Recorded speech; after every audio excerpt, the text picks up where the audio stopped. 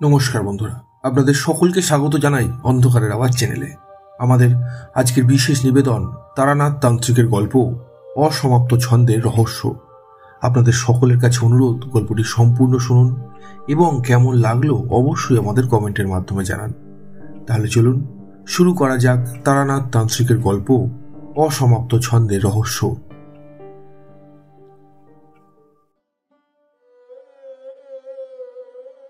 সেই দিনটা সকাল থেকেই যেন অন্যরকম ছিল। দীর্ঘদিনের অপেক্ষার পর দুদিনের টানা ছুটি পেয়েছিলাম সেবার। পরিকল্পনা ছিল আমি কিশোরী হাইকোর্ট মুখো ট্রাম ধরে প্রথমে যাব হরিপুরের মাঠে সার্কাস দেখতে এবং ঠিক নুন শো দেখেই মটলেনের মুখের থেকে তারানাথের পছন্দের সিগারেট নিয়ে হানা দেব তার বাড়িতে। তো পরিকল্পনা অনুযায়ী সার্কাসটা দেখা হলেও তারানাথের বাড়িতে গিয়ে প্রথমে হতাশ হতে হলো। দরজা খুলে চারি বলল তিনি নাকি কোনো এক বিশেষ মক্কেলের সাথে তার বাড়িতে গেছেন কোনো এক অত্যাশ্চর্য ঘটনা প্রত্যক্ষ করার জন্য। ফিরতে রাত হবে। হতাশ হয়ে ফিরে আসাই মনস্থির করেছিলাম। এমন সময় কিশোরী বলল, ভাইয়া চলো না, একটু ওই ঘরে বসেই যাই। বাড়িতে গিয়েও বা এখন কি হবে? চলো, দুটো সিগারেট টেনে তারপর চারির হাতে চা খেয়ে তারপরেই বেরোই। আপত্তি করলাম না। ওদিকে স্ত্রী গেছে মেয়েকে নিয়ে তার বাবার বাড়িতে। রেডিওটাও খারাপ হয়ে পড়ে আছে। এর থেকে এই আবেগে ভরা স্থানে যদি কিছুটা সময় কাটিয়ে যাই তাহলে সময়টা অন্তত মন্দ কাটবে না। আমিও কিশোরী তারানাথের বৈঠক ঘরে এলাম, কিন্তু মনের অগোচরে এমন এক বোধ এই ঘরে এসে কাজ করলো যে সিগারেট টানার কথাটাও আর মাথায় এলো না। আজ বৈঠক ঘরে তক্তপোষ বাদেও আর একটি মাত্র যে আসবাবটি আছে তার দিকে একটু ভালো করে নজর দিলাম। এটি একটি অনেক পুরনো আলমারি। তারানাথের কর্মজীবনের সমস্ত পুঙ্খানুপুঙ্খ আয়ের হিসেব, দলিল ও পুষ্টি করার হলদে কাগজসমূহ সব এতে ঠাসা আছে। একবার তারানাথ এক মক্কেলের সামনে এই আলমারিটি খুলেছিল। সেবারই এক ঝলকের জন্য ভেতরের জিনিসগুলো দেখেছিলাম। সত্যি বলতে সেবার যে মনে কৌতূহল জাগেনি তা নয়, কিন্তু হঠাৎ করে তারানাথের সামনে ব্যাপারটা বলতে একটু সংকোচ বোধ হচ্ছিল। আমি নিশ্চিত এই আলমারির ভেতর আবদ্ধ আছে তারানাথের জীবনের আরো কত আশ্চর্য ঘটনা। তা হয়তো চোখের সামনে এসে পড়লেই তার মনে পড়ে যাবে। এসব ভাবতে ভাবতে প্রায় হারিয়ে গিয়েছিলাম। কিশোরীর কনুইয়ের গুতোয় ধাতস্থ হলাম। আরে ও ভাইয়া, ভাবছোটা কি? চাটা ধরো। দেখি চারি আমার সামনে চায়ের কাপ হাতে নিয়ে দাঁড়িয়ে আছে। চারি বলল, কাকা বাবু, আজ রাতে বিউলির খিচুড়ি আর কুমড়ো ভাজা করব, খেয়ে যাবেন কিন্তু। সে না হয় ভাবা যেত, ঠাকুরমশাই নেই, আমরাই বা এতক্ষণ বসে থেকে কি বা করব। এমন সময়ে কানে এলো তারানাথের কণ্ঠ। কি রে চারিমা, এখনো সন্ধ্যা বাতি ধরাসনি যে? আমিও কিশোরী অবাক হয়ে বাইরের দিকে তাকালাম। যদিও তারানাথের বৈঠক ঘরে দুপুরবেলাতেও খুব বেশি আলো থাকে না, কিন্তু তাই বলে আমরা বাইরে যেটুকু আলো দেখে ঘরে ঢুকলাম, এই মুহূর্তে সেই আলোর ন্যূনতম প্রাধান্যও আর নেই। এও কি করে সম্ভব? তারানাথ ততক্ষণে বৈঠক ঘরের সামনে এসে দাঁড়িয়েছে। আমাদের দেখে হাসি মুখে বলল, আরে তোমাদের কথাই তো ভাবতে ভাবতে এলাম। দেখো, আমাদের মনের টান এতটাই যে আসা মাত্রই তোমাদের দেখা পেলাম। জানো তো, এই ঘটনার সঙ্গে আমার সাধক জীবনের অনেক মিল আছে। সেখানেও সাধনার দ্বারা মন পবিত্র করে ইষ্ট স্মরণ না করলে তাদের দেখা মিলত না। কিশোরী, বলো দেখি আমার এই কথাটার তাৎপর্য কি? আমরা দুজন তখন এমনিতেই বিচার বুদ্ধির বাইরে কোনো জগতের বাসিন্দা হয়ে গেছি, যেখানে স্বাভাবিক বিচার বুদ্ধি কাজ করে না। তার উপরে তারানাথের এই প্রশ্ন। কিশোরীও ঠিক বুঝল না কি উত্তর দেবে। তারানাথ তক্তপোষে গুছিয়ে বসে বলল, দেখো, এর থেকে এটা স্পষ্ট যে মন থেকে চাইলে সবকিছুই পাওয়া যায়। তাই খামোখা ওই পার্থিব ভোগ্যবস্তু সঞ্চয় করে রাখার লালসা না রেখে এই মানবকুল যদি ঈশ্বরে বিশ্বাস রেখে নিজেদের জীবন উৎসর্গ করতে পারত, তাহলে হয়তো এই হিংসা, অনটন, হানাহানি এসব থাকতো না। বিস্মিত হয়ে প্রশ্ন করলাম, ঠাকুরমশাই, এই সন্ধ্যা হয়ে যাওয়ার ব্যাপারটা কি আপনারই কারসাজি? তারানাথ মিটি মিটি হেসে চলেছে। ঠাকুরমশাই, আপনি কিন্তু এইভাবে বিষয়টাকে প্রতিবার এড়িয়ে যেতে পারবেন না। আজকে কিন্তু আপনাকে বলতেই হবে এই ক্ষমতার রহস্য কোথায়। তারানাথের মুখের হাসি কেমন যেন ফ্যাকাশে হয়ে এলো। কিছুক্ষণ চুপ করে বসে থাকার পর বলল, আমার মনে হয় তোমাদের এখন এই ঘটনা বলবার সময় হয়েছে। প্রথম দিকে তো আমার এই কাহিনীগুলোকে সবই আমার বানানো গল্প বলে ভাবতে তোমরা। তবে তোমাদের এখনকার দৃষ্টিভঙ্গিতে অনেক বদল এসেছে। যাই হোক, এই চারিমা, আরেকবার চা দিয়ে যা দেখি, আর সঙ্গে কয়েকটা নিমকি আর মুড়িও নিয়ে আসিস। ওহে কিশোরী, এই নিমকিটা একবার খেয়ে দেখো। দেশের বাড়ি থেকে কাল আমার বন্ধু বিরজাভূষণ এসেছিল, ওই সঙ্গে করে নিয়ে এসেছে।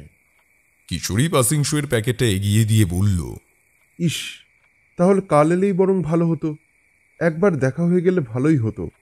তারানাথ একটা সিগারেট ধরিয়ে বলল, আজকের গল্পেও বিরজার উল্লেখ পাবে, তবে এই কাহিনী অনেক বড়।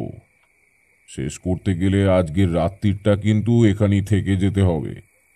কি বলো? আমি কিছু বলার আগে কিশোরী নাক উঁচু করে বলল, ঠাকুরমশাই, এই নিমন্ত্রণ আপনার আগেই চারিয়ে আমাদের কিন্তু করেছে। আমরা থাকলে আমাদের কোনো অসুবিধা নেই, বরং আপনাকেই এই বৈঠক ঘরে বসে সারা রাত আমাদের গল্প শোনাতে হবে। এমন সময় চারি চা ও বাটি ভর্তি নিমকি মুড়ি নিয়ে এলো। নিঃশেষিত সিগারেটের শেষ অংশে একটা লম্বা টান দিয়ে তারানাথ বলতে শুরু করল, তখন আমার বয়স এই 7 কি 8 বছর। আমার বয়সী বাকি ছেলেপুলেদের থেকে আমার বুদ্ধির বহর যে একটু হলেও বেশি ছিল, তা অস্বীকার করবার কোনো কারণ নেই। যাক সে কথা, তোমাদের আগেই বলেছি, আমার ঠাকুরদা রামজয়পুরের একজন বেশ ডাকাবুকো ধরনের লোক ছিলেন। বলা ভালো, আমাদের গ্রামের অনেক মানুষ বিপদে আপদে পড়লে ওর কাছে ছুটে আসতেন। কত মুশকিল আসান যে করেছেন তার জীবনে, হ্যাঁ, তার ইয়ত্তা নেই। রোজ আমাদের বাড়ির সামনের আম গাছের তলায় চট পেতে বসতো সান্ধ্যকালীন আড্ডা। সেখানে আমার ঠাকুরদা থাকতেন প্রধান বক্তা হিসেবে। আর তাছাড়া পাশের বাড়ির হরিহর ঘোষ আর গ্রামের স্কুল মাস্টার নাড়ুগোপাল বসাক থাকতেন প্রত্যেক দিনের বিশেষ অতিথি হিসেবে। বিশেষ এই কারণেই বলছি, কারণ এই দুজন না এলে সেদিনের আড্ডা জমত না। বলা যেতে পারে দুজনের মধ্যে সম্পর্ক ছিল সাপ আর বেজির মতো। কোনো একটা বিষয় নিয়ে তর্ক শুরু হলেই গ্রামের অর্ধেক মানুষজন এক জায়গায় না করে ছাড়তেন না। এ তোমাদের কি বলবো, লোকজনের মধ্যে দুঃখ কষ্টের পরিমাণ তখন ছিল কম। এত বেশি লোভ আর অর্থের প্রতি সেকালের মানুষ মাথা নোয়াতো না। যতটুকু উপার্জন তাতেই হেসে খেলে সবাই জীবন কাটিয়ে দিতে পারত। এসব কথা মনে পড়লে আজও নিজের বাল্যকালে ফিরে যেতে ইচ্ছে করে। যাকে, আমি যে সময়ের কথা বলছি তখন শ্রাবণ মাস। টানা 3 দিন ধরে অঝড় ধারায় বৃষ্টি পড়ার পর বহু প্রতীক্ষিত সূর্য শুধুমাত্র একটু মুখ তুলে চেয়েছে। এমন সময় দূরের কোনো প্রান্ত থেকে আবার গুড়গুড়ে শব্দ এলো ভেসে। আমি ডুবে যাওয়া রাস্তাঘাটের দিকে চেয়ে আছি ঠাকুমার ঘরের জানালার কাছে বসে।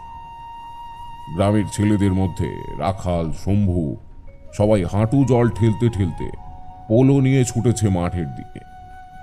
ঠাকুমাকে বললাম ওদের সঙ্গে যাব, কিন্তু আমায় যেতে দিল না। অগত্যা সারাদিন নৌকোয় বসে অথই নদী দেখার আনন্দ নিয়েই কাটাতে হলো। সেদিন সন্ধ্যা নাগাদ ঠাকুরদার সঙ্গে দাওয়ায় বসে পঞ্চতন্ত্র শুনছি। এমন সময় হরিহর ঘোষ এসে হাজির। বলল, কে চকতি মশাই, মাস্টার মশাই এসেছিলেন নাকি? কই, না তো। ও, তাহলে বোধহয় এখনো রাস্তায়, এক্ষুনি এসে পড়বে। সে না হয় আসুক, কিন্তু বসা হবে কোথায়? আর বাকিরা কি আসবে আজ?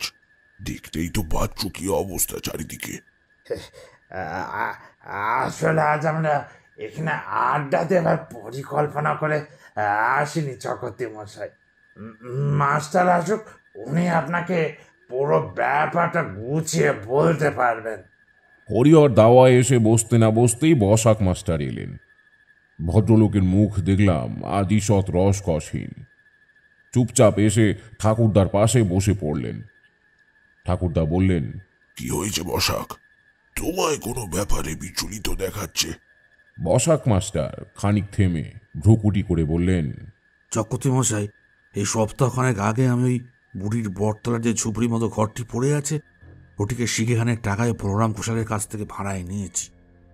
আপনি তো জানেন, এই বাদলার সময় গ্রামের স্কুলটি আর পঠন পাঠনের যোগ্য থাকে না, বাচ্চারা স্কুলে পর্যন্ত যেতে পারে না। তাই ঠিক করেছিলাম ওখানেই পাঠশালা বসাবো। তো সেই সূত্রেই গত পরশু রামুকে নিয়ে ঘরটা পরিষ্কার করছিলাম। হঠাৎ রামু ঘরের কোণা থেকে একটি ছোট্ট মাটির কলসি এনে আমার হাতে দিল। আমি সেটাকে বাইরে ছুঁড়ে ফেলে দিতে যাব, এমন সময় লক্ষ্য করলাম ওটার ভেতরে একটি কাগজ রয়েছে। কৌতূহলবশত সেটাকে বের করে দেখি তাদের 4 লাইনের একটি ছন্দ লেখা। বলতে বাধা নেই চক্রবর্তী মশাই, কম বেশি পড়াশোনার খাতিরেই এই জাতীয় অভিজ্ঞতা আমার আগেই হয়েছে যে এমন পুরনো কাগজে নাকি ছন্দের আকারে গুপ্তধনের সংকেত লেখা থাকে। আমি স্কুল মাস্টারই করি বটে, কিন্তু আপনার মতো অগাধ পাণ্ডিত্য এই রামজয়পুরে আপনার থেকে বেশি আর কারো আছে বলে আমার মনে হয় না। তাই একবার যদি আপনি বিষয়টা দেখার ইচ্ছা প্রকাশ করতেন, বড় ভালো হতো আর কি। এতটুকু বলে তিনি পাঞ্জাবির পকেট থেকে ছোট একটা হলদে কাগজ বের করে ঠাকুরদার সামনে মেলে ধরলেন। ঠাকুরদা বরাবরই রাশভারী লোক, কথা না মেপে বলতেন না। ফর্সির নলটা ঠোঁটের কাছে নিয়ে গিয়ে বললেন, আচ্ছা, কাগজটি নিয়ে কি আগে তোমার ভূস্বামীর কাছে যাওয়া উচিত নয় বসাক? গেছিলাম চক্রবর্তী মশাই, গেছিলাম। বলরামবাবু বললেন ওই ঝুপড়িতে তার বাবা দাদার আমল থেকেই ওনাদের বংশের কেউই থাকেনি। কোনো এক লক্ষ্মী বুড়ি নামে নাকি ওনাদেরই কোনো এক দূর সম্পর্কের আত্মীয়া ওখানে তার মেয়েকে নিয়ে থাকতেন। কাগজটাও দেখালাম বলরামবাবুকে। উনি ব্যাপারটাকে গুরুত্ব না দিয়ে বললেন, আরে এ কেবল কোনো একটি কাগজের ছেঁড়া টুকরো বিশেষ, ওদিকে বেশি যেতাম না। কিন্তু ওই কয়েকবার রাস্তার জমির তদারকি করতে গিয়ে চোখে পড়েছিল। বুড়ি চারিদিক থেকে পাতা কাগজ জড়ো করে এনে ঘরের মধ্যে খালি স্তূপ করে। আর তার একটি কালো জোকের মতো মেয়ে ছিল। দেখতাম সারাদিন ভিক্ষে করে চাল ডাল সংগ্রহ করে বেড়াতো। কিন্তু ব্যাপারটা হলো, আপনি এই কাগজ নিয়ে এত চিন্তিত হচ্ছেন কেন, সেটাই তো বুঝতে পারছি না। অগত্যা আমিও হতাশ হয়ে ফিরে এলাম। বলছি চক্রবর্তী মশাই, আপনি একবারটি দেখুন না। ঠাকুরদা তখন বাধ্য হয়ে বললেন, কই দাও তো দেখি। কাগজটা ঠাকুরদার হাতে দেওয়া মাত্রই আমিও উঠে গিয়ে তার পিছনে দাঁড়ালাম। হাতের লেখা অস্পষ্ট হলেও লেখাটা বুঝতে খুব একটা অসুবিধা হলো না। গোটা গোটা অক্ষরে পরপর 4টি লাইনে লেখা আছে, অন্ধ নদী পিছল পথ, ফিরবে যেদিন রাজার রথ, রাত্রি সদা কাটবে সেদিন, চাঁদের সাথে আসবে যেদিন। লেখাটা বেশ কয়েকবার শুরু থেকে শেষ পর্যন্ত পড়লাম। ঠাকুরদা চিন্তিত গলায় বললেন, দাদাই বটে, তবে পুরোটা এখানে লেখা নেই বুঝলে। দেখে মনে হচ্ছে কাগজের তলার অংশটুকু ছিঁড়া আছে বা ছিঁড়ে গেছে।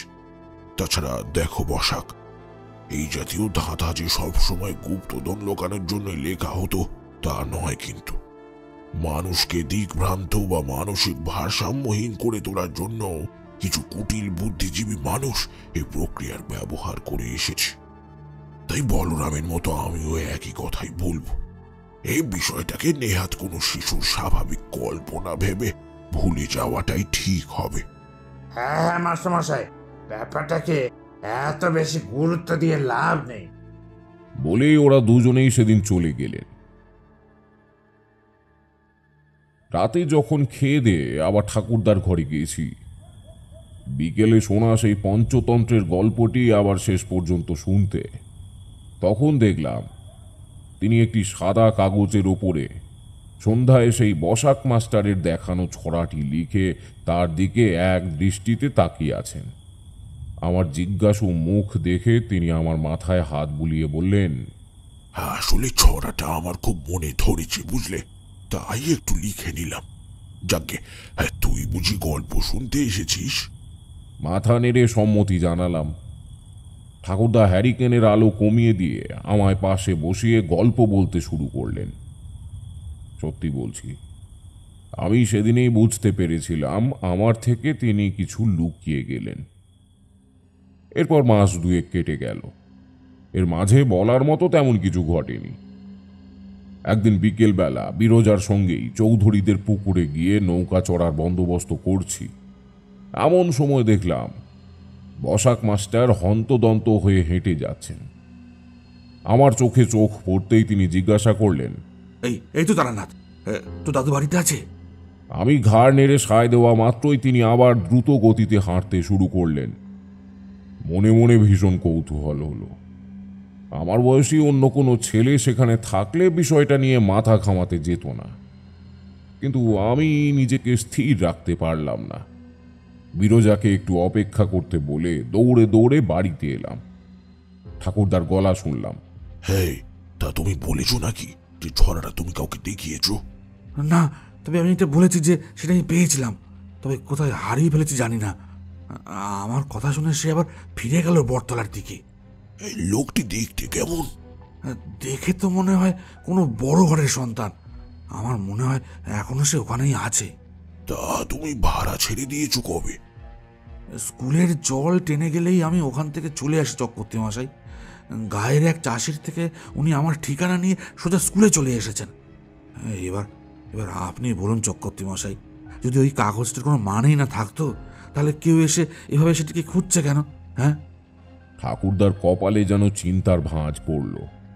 তিনি বললেন, একবার চলো তো দেখি। আমি যাওয়ার ইচ্ছে প্রকাশ করবার আগেই ঠাকুরদা বললেন, এই তুইও চল আমার সাথে। লোকটাকে আজ শুধু দেখে আসবো। আর বসাক, তুমি এখন যেও না আমার সাথে, তাহলে তার সন্দেহ হতে পারে। তার হাত ধরে কৈখালি মাঠের প্রান্তে সেই লক্ষ্মী বুড়ির বটতলার উদ্দেশ্যে বেরোলাম। আকাশে মেঘ খানিক আগে থেকেই জমেছিল। কৈখালির মাঠে পৌঁছানো মাত্রই গুঁড়ি গুঁড়ি ছাগল তাড়ানো বৃষ্টিও শুরু হলো। ঠাকুরদা নিচু গলায় বললেন, বেশ ভালোই হলো, আশ্রয় নেওয়ার বাহানাতেই পরিচয়টা সারা যাবে। দ্রুত হেঁটে বটগাছের তলায় পৌঁছে দেখি একজন উঁচু লম্বা সৌম্য পোশাক পরিহিত লোক কুটিরের দরজার সামনে দাঁড়িয়ে আমাদের দিকে চেয়ে আছেন। ঠাকুরদা তাকে নমস্কার করে বললেন, আগে পেন নাম বাবা, এই বৃষ্টিতে একটু আশ্রয় মিলবে? আমার নাতিটা পুরো ভিজে গেছে। ব্যক্তিটি দেখে মনে হলো বেশ হৃদয়বান। তিনি বিনম্র কণ্ঠে বললেন, আসুন, ভেতরে আসুন। আমরাও ভিতরে ঢুকলাম। দেখলাম ঘরের ভিতরে ইঁদুর কাগজ ছিঁড়ে ছিঁড়ে খেলে যেমন করে রাখে, এই ঘরের পরিস্থিতিও তাই। ঠাকুরদা সোজাসুজি প্রসঙ্গে না এসে একটু ঘুরিয়ে জিজ্ঞাসা করলেন, তা আপনিও কি এখানে বৃষ্টিতে আশ্রয় নিয়েছেন নাকি? ভদ্রলোক যেন একটু অপ্রস্তুত হয়ে পড়েছেন। আমতা আমতা করে তিনি উত্তর দিলেন, হ্যাঁ হ্যাঁ, মানে আসলে না। কেন বলুন তো? দেখুন, খারাপ ভাবে নেবেন না, আসলে আমি এই গ্রামেরই বাসিন্দা। প্রথমত আপনাকে আগে এখানে দেখিনি বা হয়তো চোখে পড়েনি, এবং দ্বিতীয়ত এই ঘরের অবস্থা দেখে মনে হচ্ছে না যে এখানে কেউ বাস করে, তাই আর কি। আপনি বয়োজ্যেষ্ঠ, আপনাকে কিছু লোকানো অন্যায় হবে। যদি আপনি আমায় কথা দেন যে এখন আমার কাছে যা যা শুনবেন তা অন্য কাউকে বলবেন না, তবে আমি বলতে পারি। ঠাকুরদার মুখে দেখলাম একটা বিস্ময়ের ছাপ ফুটে উঠল ওর কথা শুনে। তবে এই বিস্ময়তায় যে একটা অভিনয়ের ছাপ স্পষ্ট, তাহা অন্তত আমি বুঝতে পারলাম। ঠাকুরদা ঈষৎ হেসে বললেন, বাবা, আমার বয়স 3 কাল গিয়ে 1 কালে ঠেকেছি। আমি আর কাকে বলতে যাব বলো? আর জানি না তুমি কতটা বিশ্বাস করবে, কিন্তু আমি ব্রাহ্মণ হয়ে কইছি, আমি তোমায় মিথ্যে আশ্বাস দেব না। ঠাকুরদার কথা শুনে লোকটি সম্ভ্রমে গলে গিয়ে বললেন, ঠাকুরমশাই, অপরাধ নেবেন না। আপনার পরিচয় না জেনে অনেক বড় স্পর্ধা দেখিয়ে ফেলেছি। দাঁড়ান দাঁড়ান, একটু জায়গাটা পরিষ্কার করে নি। হ্যাঁ, দাঁড়িয়ে দাঁড়িয়ে এই কাহিনী বলা সম্ভব নয়। বাইরে তখন বৃষ্টি শুরু হয়েছে মুষলধারায়। দুটো কুকুর দেখলাম জলে ভিজে চুপসে দরজার পাশে এসে দাঁড়িয়েছে। বিদ্যুতের ঝলকানিতে দেখা যাচ্ছে হাওয়ায় দুলতে থাকা বট গাছের ঝুড়িগুলো। ভদ্রলোক এক আঁটি বিচুলি দিয়ে ঘরের এক কোণা পরিষ্কার করলেন। তারপর তার পকেট থেকে একটা মোম বের করে জেলে রাখলেন পরিষ্কার জায়গাটির মাঝে। ঠাকুরদা বললেন, হে কি, মোম নিয়ে ঘুরছো যে বড়, তো বাড়ি বোধহয় খুব দূরে নাকি? বাড়ি? বাবা ঠাকুর, আমার বাড়ি বলতে যাকে বোঝানো হয় সেটা অনেক দূর, কিন্তু মাথার ওপরে ছাদ ও বুকের অন্তরালে প্রশান্তি এখনো এই জীবনে অনুভব করতে পারিনি। তাই অর্থ ও সম্পদের লালিত্য এখনো আমায় গ্রাস করতে পারেনি। জীবনে যেটুকু পেয়েছি তাতে আমার কোনো কৃতিত্ব নেই, সবই পৈতৃক সম্পত্তি। যাক, তবে আসল প্রসঙ্গে আসি।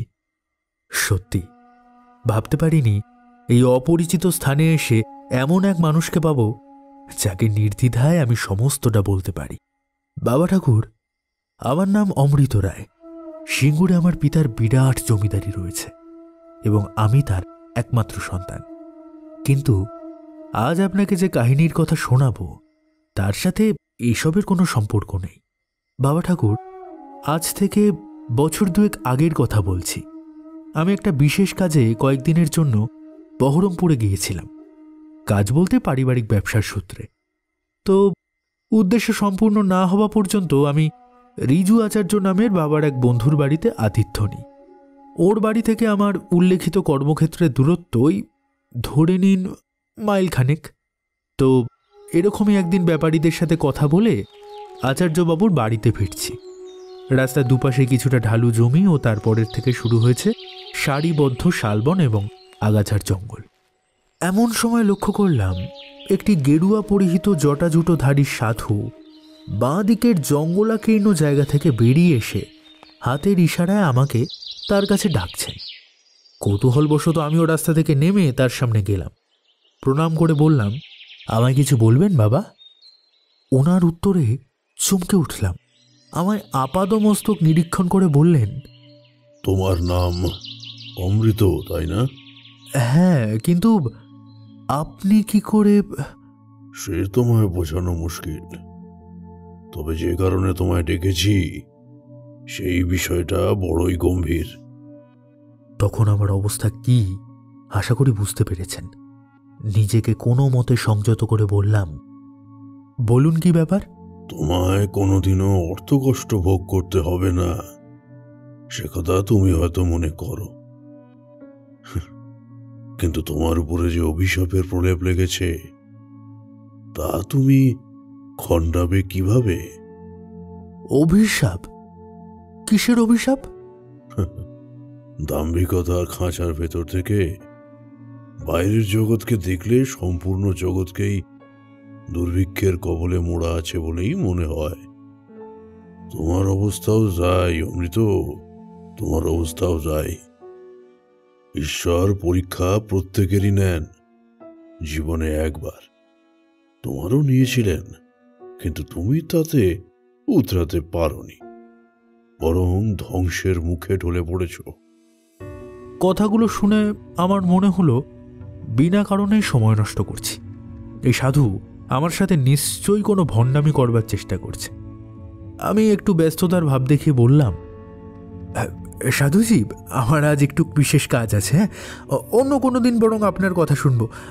আজ আমি আসি। হ্যাঁ, আসি। সাধু আমার দিকে নীরস দৃষ্টিতে চেয়ে রইল। আমি দ্রুত পায়ে সেখান থেকে চলে এলাম। সেই রাত্রে আমার গৃহস্বামী আচার্য মশাই একটু কাজের জন্য অন্যত্র গিয়েছিলেন। বাড়িতে শুধু আমি ও চাকর রঘু ছিলাম। রাতের খাওয়া দাওয়ার পর রঘু ঘুমোতে চলে গেলে আমি একটা চুরুর ধরিয়ে ছাদের দিকে গেলাম। এমন সময় কানে এলো মৃতদেহ নিয়ে যাওয়ার ধ্বনি। আমি ছাদের থেকে কৌতূহলবশত একটু ঝুঁকলাম, মুখটাও দেখলাম, এবং তা দেখার পর আমার পায়ের তলার কংক্রিটের ছাদ যেন ভেঙে চুরে মাটিতে মিশে যাবার উপক্রম হলো। দেখলাম আমার বিকেলে দেখা সেই পথচারী সাধু, যে এখন পঞ্চত্ব প্রাপ্তি হয়ে বাঁশের তোলায় চড়ে ভস্মীভূত হতে চলেছেন। মুহূর্তেই মাথার মধ্যে কেমন একটা যন্ত্রণা অনুভব করলাম। বাবা ঠাকুর, আর দাঁড়িয়ে থাকতে পারলাম না।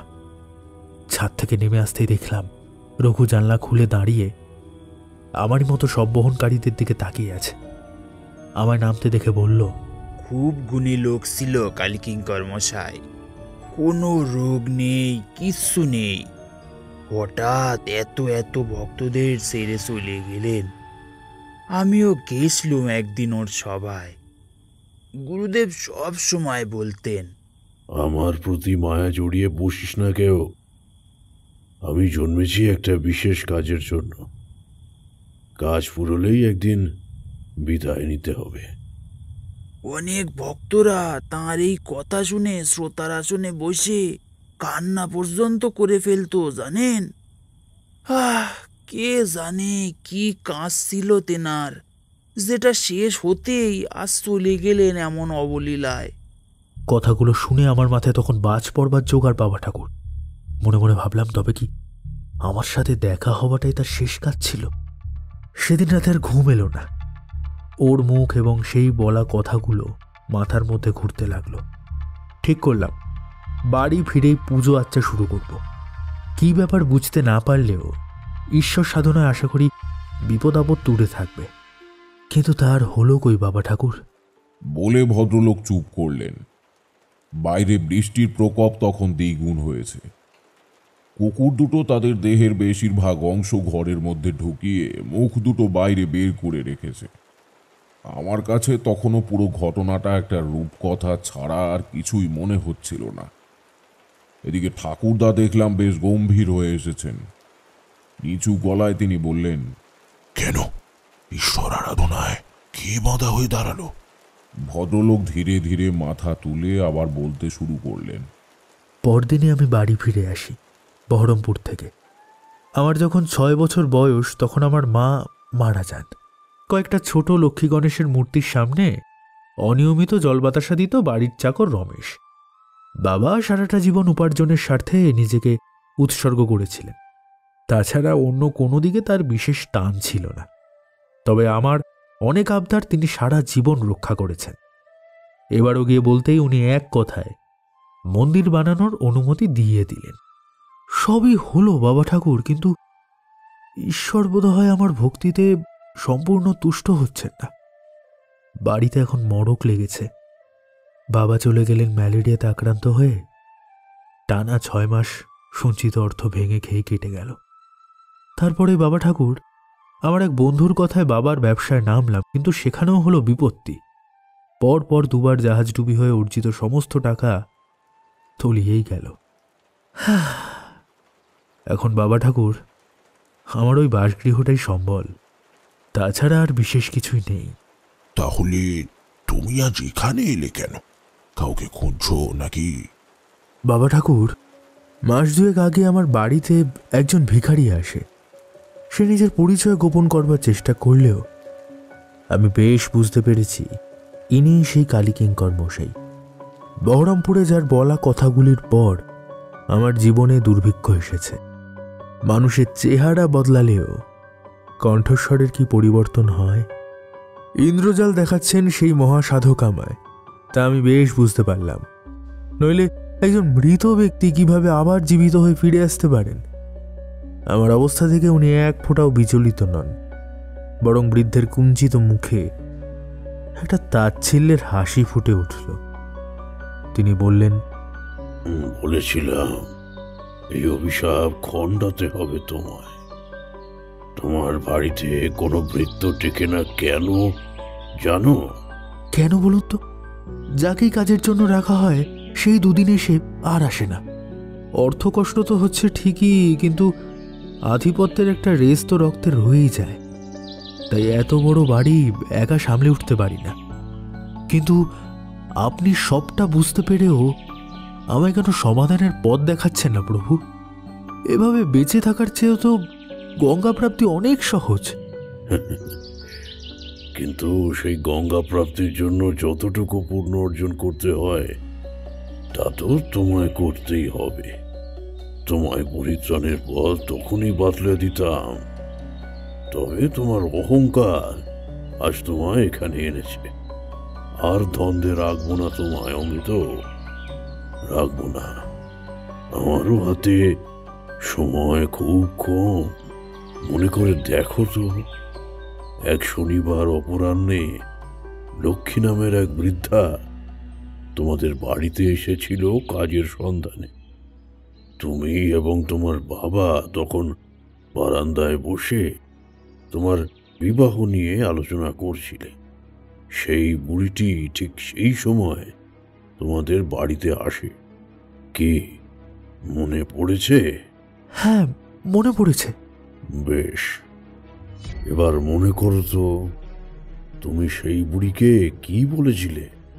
বলেছিলাম তার জন্য এ বাড়িতে কোনো কাজ নেই। তাছাড়া তার পোশাক আশাক ও গায়ের রং দেখেই আমার তার প্রতি অভক্তি জেগেছিল। আমার বাবা কিছু বলার আগেই বললাম, তুমি এই বাড়িতে ঢোকার সাহস কিভাবে পেলে? হ্যাঁ, ভিক্ষে দেওয়া হচ্ছে তা নিয়ে এক্ষুনি চলে যাও। আর হ্যাঁ, এই বাড়ির আশেপাশে যেন তোমায় আর না দেখি। কাজ চাইতে এসেছে। ঈশ্বর মানুষকে জানান দিয়ে আসেন না। লৌকিক প্রথা অনুযায়ী প্রত্যেকের ভিটেতেই কখনো না কখনো ঈশ্বর পদার্পণ করেন বিভিন্ন ছদ্মবেশে। তুমি শুধু একদিন দরিদ্র দুঃখিনী মাকে তাচ্ছিল্য করনি। সেদিন তুমি অবজ্ঞা করেছ তার মধ্যে বিরাজমান স্বয়ং মা লক্ষ্মীকে। এই কারণেই তোমার আজ এই অবস্থা। সাধুর মুখে এই কথা শুনে আমি চমকে উঠলাম। চোখের সামনে ঘটনাটা যেন আরো একবার স্পষ্ট হয়ে উঠল। বিস্মিত হয়ে বললাম, সাধু বাবা, আমার চরম শিক্ষা হয়েছে। আপনি আমায় পরিত্রাণের পথ বলে দিন। এভাবে বাবার কষ্ট করে তৈরি করা সাম্রাজ্য ছেড়ে আমায় যদি চলে যেতে হয়, তার থেকে বেশি কষ্টের কিছু হবে না এই জীবনে। আপনি দয়া করে বলুন, আমি কি করলে মাকে আবার তুষ্ট করতে পারবো?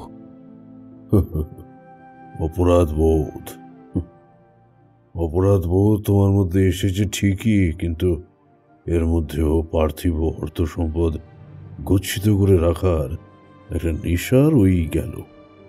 তোমায় উদার হতে হবে অমৃত, সম্পূর্ণ উদার। আজ আমি তোমায় একটা ঠিকানা দিয়ে যাব। সেই কাগজটি তোমার কাছে যত্ন করে রেখে দিও। তবে এই ঠিকানাটি সম্পূর্ণ নয়। মানত যখন করেছ, পরিশ্রম তোমাকেই করতে হবে। এই কাগজের বাকি অর্ধেক পাবে যে বুড়ি তোমার বাড়িতে এসেছিল তার ঘরে। দুটি কাগজ মিলিয়ে যে ছন্দ তৈরি হয়, তাতেই লুকোনো আছে ঈশ্বরের ঠিকানা। সেই ঠিকানায় পৌঁছে গঙ্গা শুদ্ধি হয়ে ফুল ফল ও নৈবেদ্যপূর্বক ভক্তি ভরে মায়ের চরণে পুজো সমর্পণ করলেই পেয়ে যাবে পরিত্রাণের রাস্তা। তবে খেয়াল রেখো, কাগজটির বাকি অর্ধেক পাবে ওই বাড়ির আস্তানায়। এই কথা বলে তিনি পুঁটলি থেকে একটা ছোট চিরকুট বের করে আমার হাতে দিলেন। দেখলাম তাতে লেখা আছে, দাঁড়ান বাবা ঠাকুর, হ্যাঁ, এই নিন, পড়ুন। বলেই ভদ্রলোক তাঁর পাঞ্জাবির পকেট থেকে একটা কাগজ বের করে এগিয়ে ধরলেন ঠাকুরদার সামনে। ঠাকুরদা সেটা হাতে নিয়ে মোমবাতির সামনে ধরতে লেখাটা আমিও পড়ে ফেললাম। তাতে লেখা ছিল, বীরভূমের ওই তরঙ্গিনী শাল সেগুনের এক বনানী, কানন মাঝে মূর্তি আছে, প্রণাম নিও তাহার কাছে। এটা পড়বার পর সম্পূর্ণ কবিতাটা আমার খুদে মাথায় মনে রগজরেই একবার ঘুরে গেল। তাহলে সম্পূর্ণ ছড়াটা দাঁড়ালো, বীরভূমের ওই তরঙ্গিনী শাল সেগুনের এক বনানী, কানন মাঝে মূর্তি আছে, প্রণাম নিও তাহার কাছে। অন্ধ নদী পিছল পথ, ফিরবে যেদিন রাজার রথ, রাত্রি সদা কাটবে সেদিন, চাঁদের সাথে আসবে যেদিন। ঠাকুরদার মুখ দেখেও বুঝলাম তিনি একই কথা ভাবছেন। খানিক চুপ করে থেকে তিনি বললেন, দেখো অমৃত, তোমায় মিথ্যে বলবো না আমি। এই ধাঁধার বাকি অর্ধেক আমার কাছেই আছে। তবে তোমার কথা শুনে যতটা বুঝলাম, কালী কিঙ্কর সাধুর কথা অনুযায়ী এই ঈশ্বর অনুসন্ধান শুধুমাত্র তোমারই কর্তব্য। আর তুমি যে সন্ধান করতে করতে একেবারে সঠিক জায়গাতেই চলে এসেছ, তাতেও কোনো সন্দেহ নেই। আশা করি তুমি খোঁজ নিতে নিতে জেনে গেছ যে এখানে যে বৃদ্ধা থাকতেন তার নাম লক্ষ্মী ছিল। সে তার মেয়েকে নিয়ে এই ঝুপড়িতে থাকতো। তবে এখান থেকে কবে সে চলে গেছে সেটা কেউ জানে না। বৃষ্টি থামলে তুমি আমার বাড়িতেই চলো, কাগজটি আমার কাছেই আছে। কথাটা শুনে ভদ্রলোক মুখে প্রকাশ না করলেও তিনি যে মনে মনে বেশ খুশি হয়েছেন সেটা তাঁর চেহারায় বেশ প্রকাশ পেল। বৃষ্টির রাতে এমন একটি কাহিনী শোনবার পর মন শুধু যে তৃপ্তি পেয়েছিল তা নয়, সেদিনের আকাশের মতো মনেও কৌতূহলের একটা চাপ চাপ কালো মেঘ যেন জমে গিয়েছিল। দুর্যোগ কমলে আমরা যখন বাড়িতে পৌঁছালাম তখন রাত 11টা। বাইরে সেই ভদ্রলোক দাঁড়িয়েছিলেন ঠাকুরদার কাছ থেকে ধাঁধার বাকি অর্ধেক কাগজটা নেওয়ার জন্য। সেই রাতে কেন জানি না ঠাকুরদা আমার দিকে এক দৃষ্টে অনেকক্ষণ তাকিয়েছিলেন। মুখ থেকে সেই গাম্ভীর্য গেল না টানা 3 দিন। পরদিন সকাল হতে না হতেই বসাক মাস্টার এসে হাজির। ঠাকুরদা তাকে গত রাতের সম্পূর্ণ কাহিনীটি পুঙ্খানুপুঙ্খভাবে খুলে বললেন। মাস্টার মশাই শুনে খুব একটা খুশি যে হলেন তা বলা যায় না। আসলে ওর মনে যে সম্ভাব্য গুপ্তধন প্রাপ্তির ইচ্ছে জেগে উঠেছিল তাতে ভাঁটা পড়ায় কেমন যেন একটু মুষড়ে গেলেন। যাওয়ার আগে বললেন, আজ সন্ধ্যায় বসবেন তো? বোধহয় আজ থেকে বৃষ্টিটা একটু কমলো। ঠাকুরদা মাথা নেড়ে সম্মতি দিয়ে ঘরে চলে গেলেন। এরপর যে ঘটনাটা ঘটেছিল সেই ব্যাপারে তোমাদের তো আগেই বলেছি। ঠিক তার 3 দিন পর থেকেই আমি জ্বরে পড়লাম। যে জ্বর সারাতে জরাসুরের পুজো করতে হলো বাড়িতে। আর তারপর কাউকে কোনো সুযোগ না দিয়ে আমি সুস্থ হওয়ার ঠিক 6 মাস পরে ঠাকুরদা আমাদের ছেড়ে চলে গেলেন। তারপর থেকে আমি আরো অন্য রকম হয়ে গেলাম। বাড়ি থেকে বেরোনোই প্রায় বন্ধ করে দিয়েছিলাম। কালে ভদ্রে যখন বের হতাম তখন ওই চৌধুরীর পুকুরে বা কৈখালির মাঠের জনশূন্য প্রান্তরে একা একাই গিয়ে বসে থাকতাম। বুঝতে পারতাম আমার জীবন খুব স্বাভাবিক হবে না। কিছুই যেন ভালো লাগে না, কিচ্ছু করতে ইচ্ছে করে না। বিশেষ করে বস্তুতান্ত্রিক জীবনের দিকে যখন বাধ্য হয়ে একটু মনোযোগ দিতেই হতো তখন খুব হাসি পেত আমার। মনে মনে ভাবতাম, এইটুকুই কি মানুষের জীবন? এর বাইরে কি মানবকুল কখনোই বেরোতে পারবে না? মাথার উপরে একটা ছাদ বেঁধে নিয়ে সেখানেই সারাটা জীবন কিভাবে পার করে দিচ্ছে মানুষ। কিন্তু আমিও তো তার ব্যতিক্রম কিছুই করে উঠতে পারলাম না। আমাকেও ফিরে আসতে হলো এই পচা ড্রেনের গন্ধযুক্ত মটলেনের এই অন্ধকার ঘুপচি একটা ঘরে। তারানাথ একটা দীর্ঘ নিঃশ্বাস ছেড়ে চুপ করল। কিশোরী বোধহয় প্রশ্নটা খুব কষ্ট করে চেপে রেখেছিল। তারানাথ থামতেই বলল, আচ্ছা ঠাকুরমশাই, তারপর ওই অমৃতবাবু সেখানে পৌঁছাতে পেরেছিলেন কিনা সেটার কোনো খোঁজ পাননি? তারানাথ ধীর হাতে একটা সিগারেট বের করে ঠোঁটে ঝুলিয়ে কিছুক্ষণ দেশলাই বাক্সের দিকে চেয়ে রইল। তারপর সেটি ধরিয়ে একটা লম্বা টান দিয়ে কিশোরীর দিকে শান্ত দৃষ্টিতে চেয়ে বলল, এখনো গল্প বলতে শুরু করিনি কিশোরী, এবার তো শুরু হবে আসল গল্প। তবে যদি বিশ্বাস না করো তাহলেও আমাকে বলবার দরকার নেই, কারণ তোমাদের অবিশ্বাসে আমার সঞ্চিত স্মৃতিগুলো কোনোভাবেই মিথ্যে হয়ে যাবে না। কিন্তু আমার বৃদ্ধ মন যে একটু হলেও কষ্ট পাবে তা বলাই বাহুল্য। তোমরাও জানো আমার জীবনে ফেলে আসা অনেক অপার্থিব ঘটনাই এমন নানান কারণে তোমাদের সামনে আমি বলিনি। যাকে সেসব কথা শোনো তবে। ধীরে ধীরে বালক তারানাথ বড় হয়ে উঠল। রাস্তার নেশা মাথায় চেপে বসল বিপুলভাবে। রামজয়পুরে কোনো সাধু বা তান্ত্রিক গোছের কেউ এসেছে এমন খবর কানে এলেই সেখানে ছুটে যেতাম আমি। কি অলৌকিক সব শক্তি তাদের, এই জিনিস আমাকে শিখতেই হবে। এই সংকল্প মনে নিয়ে অবশেষে বেরিয়ে পড়লাম একদিন। এরপরে তো কত কিছুই না ঘটে গেল আমার জীবনে। বীরভূমের শ্মশানে মাতু পাগলির সঙ্গে আমার দেখা হওয়া, তারপর বরাকর নদীর তীরের সেই সাধুর থেকে প্রাপ্ত মধু সুন্দরী দেবীকে নিজের সাধন সঙ্গিনী রূপে পাওয়ার বর। তোমাদের তো আগেই বলেছি, ওই নদী তীর থেকেই আমার বাড়ির লোক আমাকে জোর করে তুলে নিয়ে যায়। তারপরেও যখনই ফাঁক পেয়েছি বাড়ি থেকে বেরিয়ে পড়েছি পথের টানে। তবে কোনোবারই বেশি দিন বাড়ি ছেড়ে থাকতে পারিনি। মায়ের টানে রামজয়পুরে ফিরে এসেছি বারে বারে। এরকমই সেবারও বাড়ি থেকে বেরিয়ে পড়েছিলাম জগৎমাতার আরাধনা করবার উদ্দেশ্যে। হাঁটতে হাঁটতে পৌঁছালাম মুর্শিদাবাদ জেলার জলঙ্গি নদীর তীরবর্তী একটা জঙ্গলাকীর্ণ অঞ্চলে। সেখানে নদী ঈষৎ সংকীর্ণ, তবে এপার থেকেই দেখা যাচ্ছে অপর প্রান্তের একটা ছোট্ট গ্রাম। কয়েকদিন সেখানে বসে নির্বিঘ্নে সাধনা করলাম, কিন্তু তারপরেই শুরু হলো মনের মধ্যে একটা অশান্তি।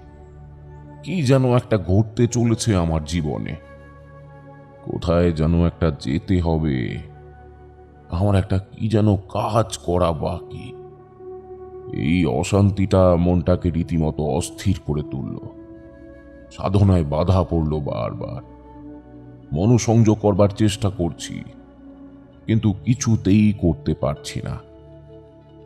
ঠিক করলাম সেখানে আর থাকবো না, নদী পেরিয়ে সামনের গ্রামে চলে যাব। তবে আগামী দুদিন তারও কোনো উপায় হলো না। জায়গাটা এমনই যে কোনো ডিঙি বা নৌকো আমার চোখে পড়েনি ওখানে থাকাকালীন।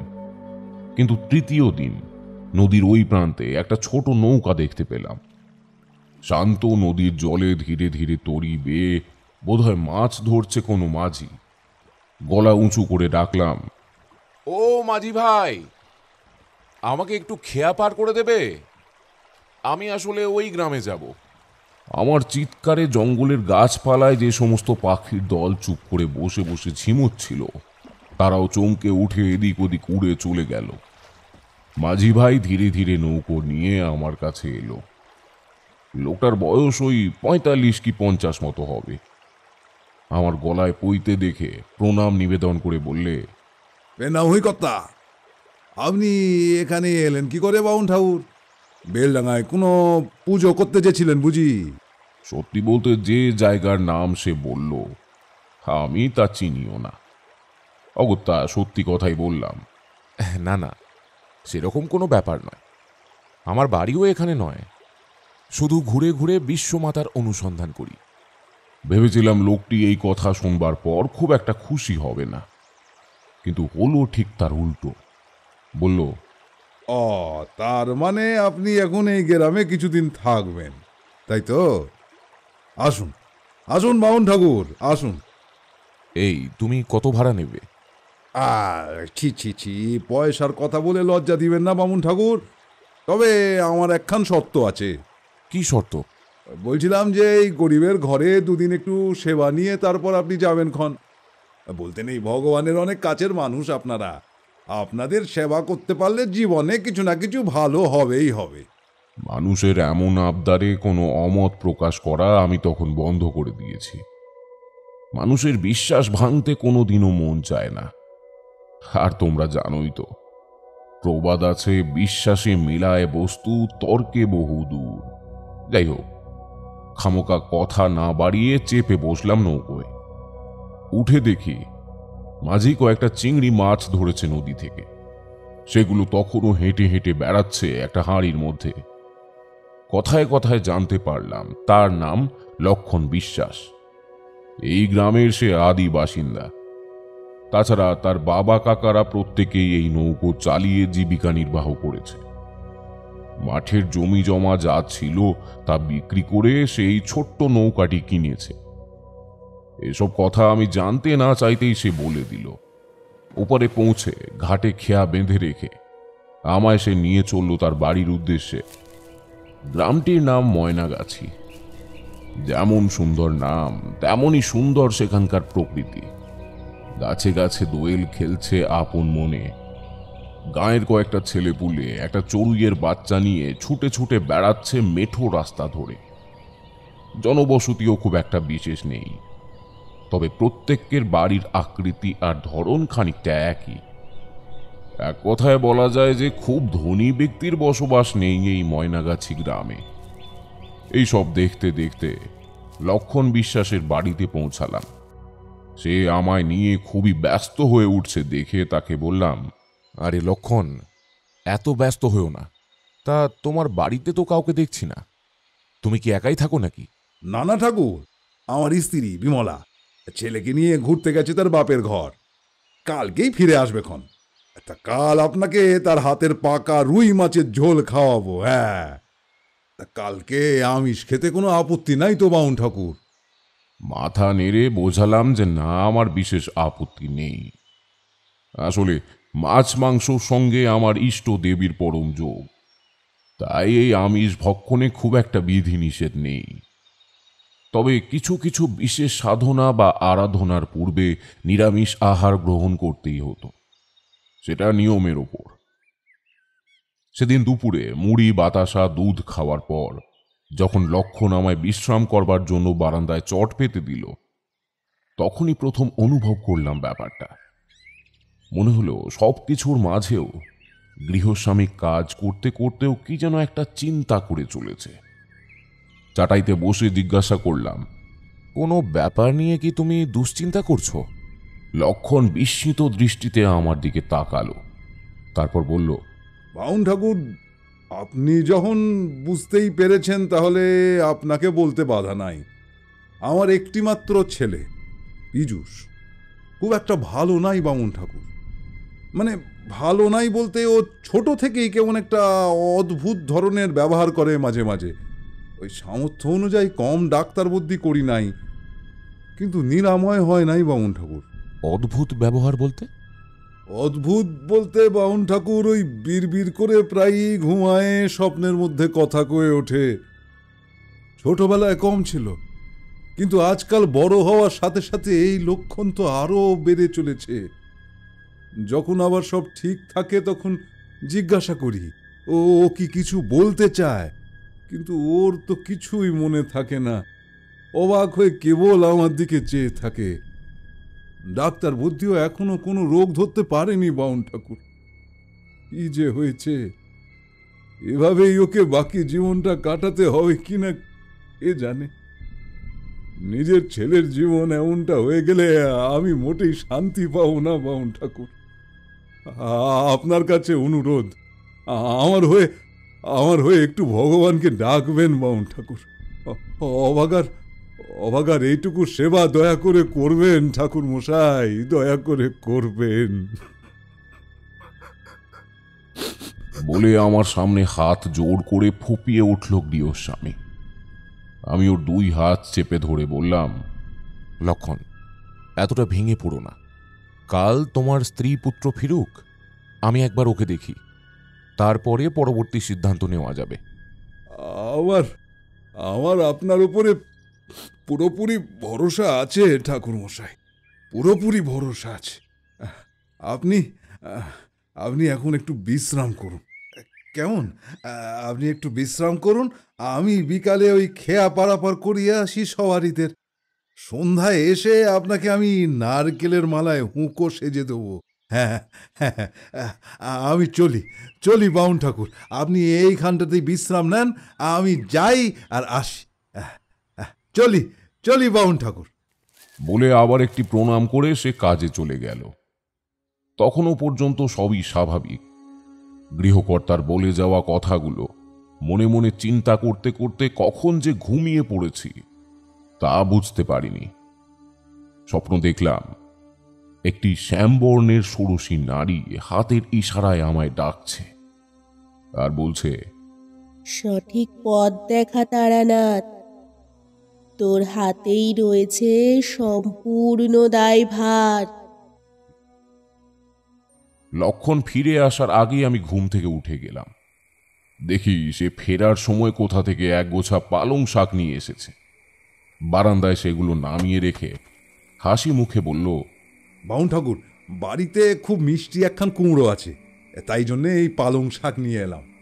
রাতে কিন্তু এটা দিয়েই আপনাকে খাওয়া দাওয়া সারতে হবে, একটু কষ্ট করে। সত্যি আমার খুব লজ্জা লাগছিল তখন। একজন গরিবের কাঁধে বসে নুন ভাত ভোজন করতেও মনের মধ্যে খুবই দ্বিধাবোধ হয়। এই রাতে একসঙ্গে বসে দুজন রান্না করে খেয়ে নিলাম তাড়াতাড়ি। ঘুম যেন আর আসতেই চায় না। লক্ষণ মাঝি এ কথা সে কথা বলতে বলতে ঘুমিয়ে পড়েছে অনেকক্ষণ আগেই। আমি বিছানার মধ্যে কয়েকবার এদিক ওদিক করে শেষ পর্যন্ত উঠে বাইরে এলাম।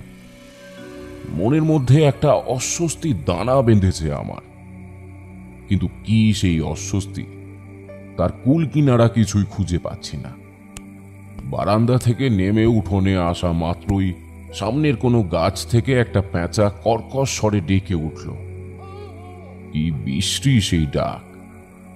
মন আরো কলুষিত হয়ে গেল এমন শব্দে। কিছুক্ষণ সেখানে দাঁড়িয়ে মধ্যরাতের প্রাকৃতিক আর্তনাদ শুনে আবার ঘরে ফিরে এলাম আমি। রাতে আর কোনো মতেই আমার ঘুম এলো না।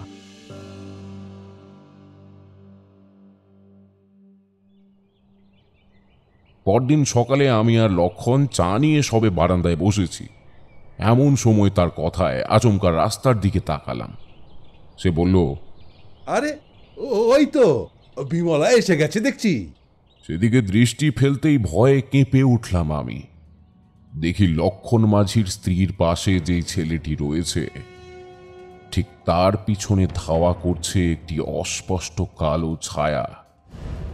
উঠোনের ওপর লক্ষণ নেমে গিয়ে তার স্ত্রীর সঙ্গে আমার পরিচয় করিয়ে দিচ্ছে, এমনকি সেটাই যে তার ছেলে এটাও নিশ্চিত করে দিল। কিন্তু আমার চোখ সেই ছায়ার দিকে। দুশ্চিন্তায় আমার বুকের ভেতরটা ভরে গেল মুহূর্তেই। লক্ষণ গিন্নি ব্যস্ত সমস্ত হয়ে সাজ বদলে রান্নাঘরে চলে গেলে লক্ষণ তার ছেলেকে নিয়ে আমার পাশে বসল। বয়স খুব বেশি নয়, আন্দাজ ওই 23 কি 24 হবে।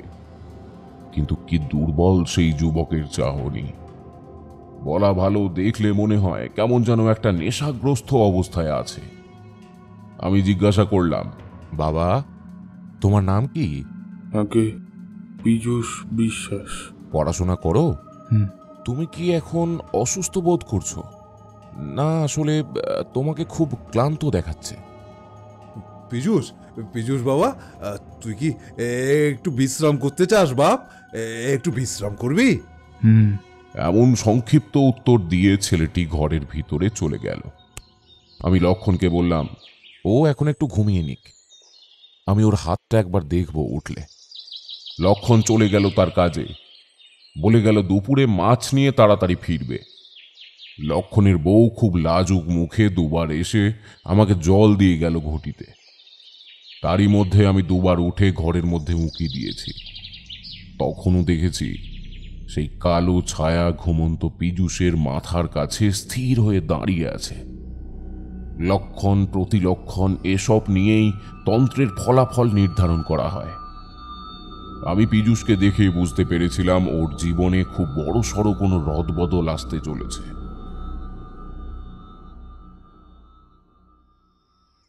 দুপুরে খুব তাড়াতাড়ি ফিরে এলো লক্ষণ। সত্যি ওর গিন্নির হাতের সেই রুই মাছের ঝোল সত্যি প্রশংসার দাবি রাখে। দুপুরে খাওয়া দাওয়া করে বারান্দায় বসে হুকোটা সবে ধরিয়েছি, এমন সময় ঘরের ভিতর থেকে শুনতে পেলাম লক্ষণের বউ বিমলার কণ্ঠস্বর। কি হয়েছে বাবা? আবার এরকম করতেছিস কেন? শরীর খারাপ লাগতেছে? সঙ্গে সঙ্গে উঠে দরজার সামনে গিয়ে দাঁড়ালাম। দেখি পীযূষ এপাশ ওপাশ করে কেমন একটা অস্বাভাবিক আচরণ করছে। একটু গলা ঝাড়া দিয়ে বললাম, মা, আমি একটু ভিতরে আসবো? লক্ষণের স্ত্রী মাথার ঘোমটাটা আরো একটু টেনে নিয়ে আমাকে সম্মতি দিল। আমি ভিতরে গিয়ে বিছানায় লক্ষণের পাশে বসলাম। তারপর পীযূষের ডান হাতের কবজি হাত দিয়ে চেপে ধরতেই সে স্থির হলো। একই সঙ্গে স্পষ্ট দেখলাম পিছনের কালো ছায়াটা ঠিক আমার পাশে এসে দাঁড়িয়েছে। পীযূষ স্থির হয়েছে ঠিকই, কিন্তু মুখে কি যেন একটা বলে চলেছে সর্বদা। আমি মাথাটা ঝুঁকিয়ে তার মুখের কাছে নিয়ে গেলাম। যেটা বলছে সেটা ঠিক একটা ছন্দের মতো, তবে কথার মধ্যে এতটাই অস্পষ্টতা যে সেই শব্দগুলো ঠিকভাবে নিরীক্ষণ করতে পারল না আমার কান। এমন সময় হঠাৎ ও বলে উঠল, আমার লক্ষ্মীর কাছে নিয়ে চল। আমি তৎক্ষণাৎ ওর দেহ বন্ধন করে তাকে ঘুম পাড়িয়ে দিলাম। কিন্তু কি অদ্ভুত সেই ছায়ার শক্তি! এর আগেও আমি এরকম ছায়া দেখতে পেয়েছি, কিন্তু ঈশ্বরের মন্ত্র জপ করলে তারা সেখানে দাঁড়িয়ে থাকতে পারে না। হয় সেখান থেকে কিছুক্ষণের জন্য চলে যায়, অথবা কোনো না কোনো একটা উপদ্রবের সৃষ্টি করে। যদিও সেই উপদ্রবের জন্য আমি প্রস্তুত ছিলাম, কিন্তু সেই ছায়া কোনো প্রকার জাগতিক পরিবর্তনে আগ্রহী নয় যেন। পীযূষ স্থির হওয়ার পর আমি বিমলাকে বললাম, মা, তুমি একটু বাইরে এসো, তোমাদের সঙ্গে আমার একটু কথা আছে। ওকে নিয়ে চিন্তা করবার দরকার নেই, ও এখন কিছুক্ষণ ঘুমোবে। বিছানা থেকে উঠে দেখলাম লক্ষণ কপালে হাত দিয়ে দরজার সামনে দাঁড়িয়ে আছে। আমায় উঠতে দেখে ও বারান্দায় গিয়ে বসল। আমি বিমলাকে প্রশ্ন করলাম, তুমি কি ছেলের নামে কোনো মানত করেছিলে? সে একটু ভেবে নিয়ে উত্তর দিল, হ্যাঁ ঠাকুর মশাই, একবার আমি বাবার বাড়ি থেকে গিয়েছিলাম দিকনগর নামে একটি গ্রামে। সেখানেই আমার পিসি মশাইয়ের বাড়ি। পিসিমার কাছে শুনছিলাম সেখানে নাকি এক জাগ্রত কালী মায়ের মন্দির আছে। তখন পীযূষের বয়স ওই 15 বছরের মতো। ও ছোট থেকেই এমন করে। তাই তাই আমি মায়ের কাছে গিয়ে মানত করছিলাম ঠাকুর মশাই, কিন্তু সে অনেক দূর বলি আর যাওয়া হয় নাই। কিন্তু কেন বলুন তো ঠাকুর মশাই? সে কি অন্ধকারে বা একা থাকতে খুব ভয় পায়, অথবা হঠাৎ আঁধার হয়ে গেলে চিৎকার করে ওঠে? হ্যাঁ ঠাকুর মশাই, ও মাঝে মাঝেই এমন করে। রাতের বেলা ওই জন্যেই তো আমরা ঘরে হ্যারিকেন জ্বাইলেই ঘুমাই। এবার আর বুঝতে বাকি রইল না ওই স্থির কালো ছায়াটা আসলে কি। তারানাথ হঠাৎ থামল। কাঁপা কাঁপা গলায় জিজ্ঞেস করলাম, ঠাকুরমশাই, ওটা কিসের ছায়া?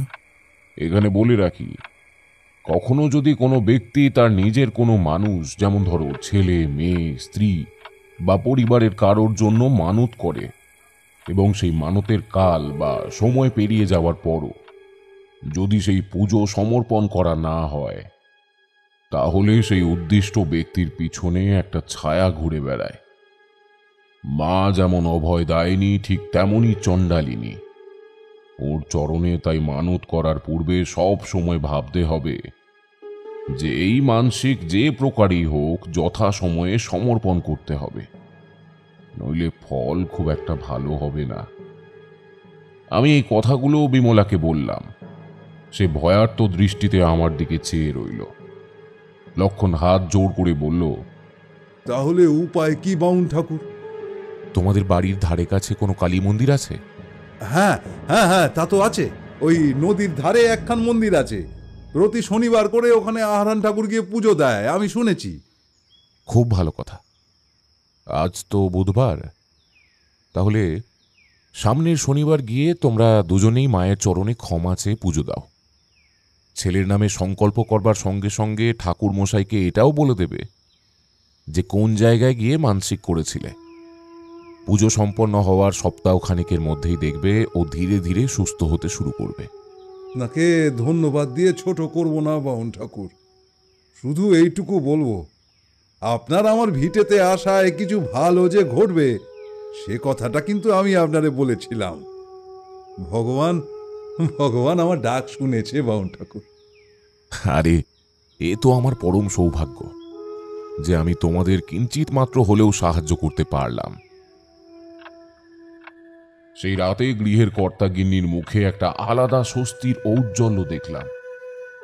সত্যি বলতে মানুষের এমন মুখ দেখতে ভালোই লাগে, তবে আমার মন কিন্তু এত প্রশান্তির মধ্যেও কেমন যেন অস্থির বোধ করছিল। সেদিন রাতে খাওয়া দাওয়া করে ঘুম চলে এলো তাড়াতাড়ি। ভোরবেলা উঠতেই দেখলাম লক্ষণ জাল ছড়াচ্ছে উঠোনে দাঁড়িয়ে। আমি আর সে শুয়েছিলাম বারান্দায়, আর তার স্ত্রী আর পীযূষ শুয়েছিল ঘরে। আমাকে উঠে বসতে দেখেই সে বলল, এ কি বামুন ঠাকুর, উঠে পড়লেন এখনই? দাঁড়ান দাঁড়ান দাঁড়ান, একটু চা করতে বলি। না না, এত সকালে আর ওকে ডাকার দরকার নেই। আমি বরং বেরোই, বুঝলে লক্ষণ, পথ আবার ডাকছে। তাছাড়া বেশি দিন এক জায়গায় থাকলে একটা মায়ার বাঁধন তৈরি হয়, যা আমার মতো পরিব্রাজকের জন্য একদমই অনুকূল নয়। লক্ষণ জাল ফেলে দিয়ে আমার সামনে এসে দাঁড়ালো, মুখ কালো করে বলল, বামুন ঠাকুর, আপনাকে আটকানোর সাধ্য তো আমার নাই, তবে এটা আমার অনুরোধ, দয়া করে আমার বাড়িতে আবার আসবেন। এত বড় উপকার করে গেলেন আমার, আর আমি আপনার জন্য কিছুই করতে পারলাম নাই। আমি তার কাঁধে হাত রেখে বললাম, লক্ষণ, ঈশ্বরে কোনোদিনও বিশ্বাস হারিও না। যে যাই বলুক মনে রাখবে ঈশ্বর আছেন, এতেই আমার প্রাপ্তি।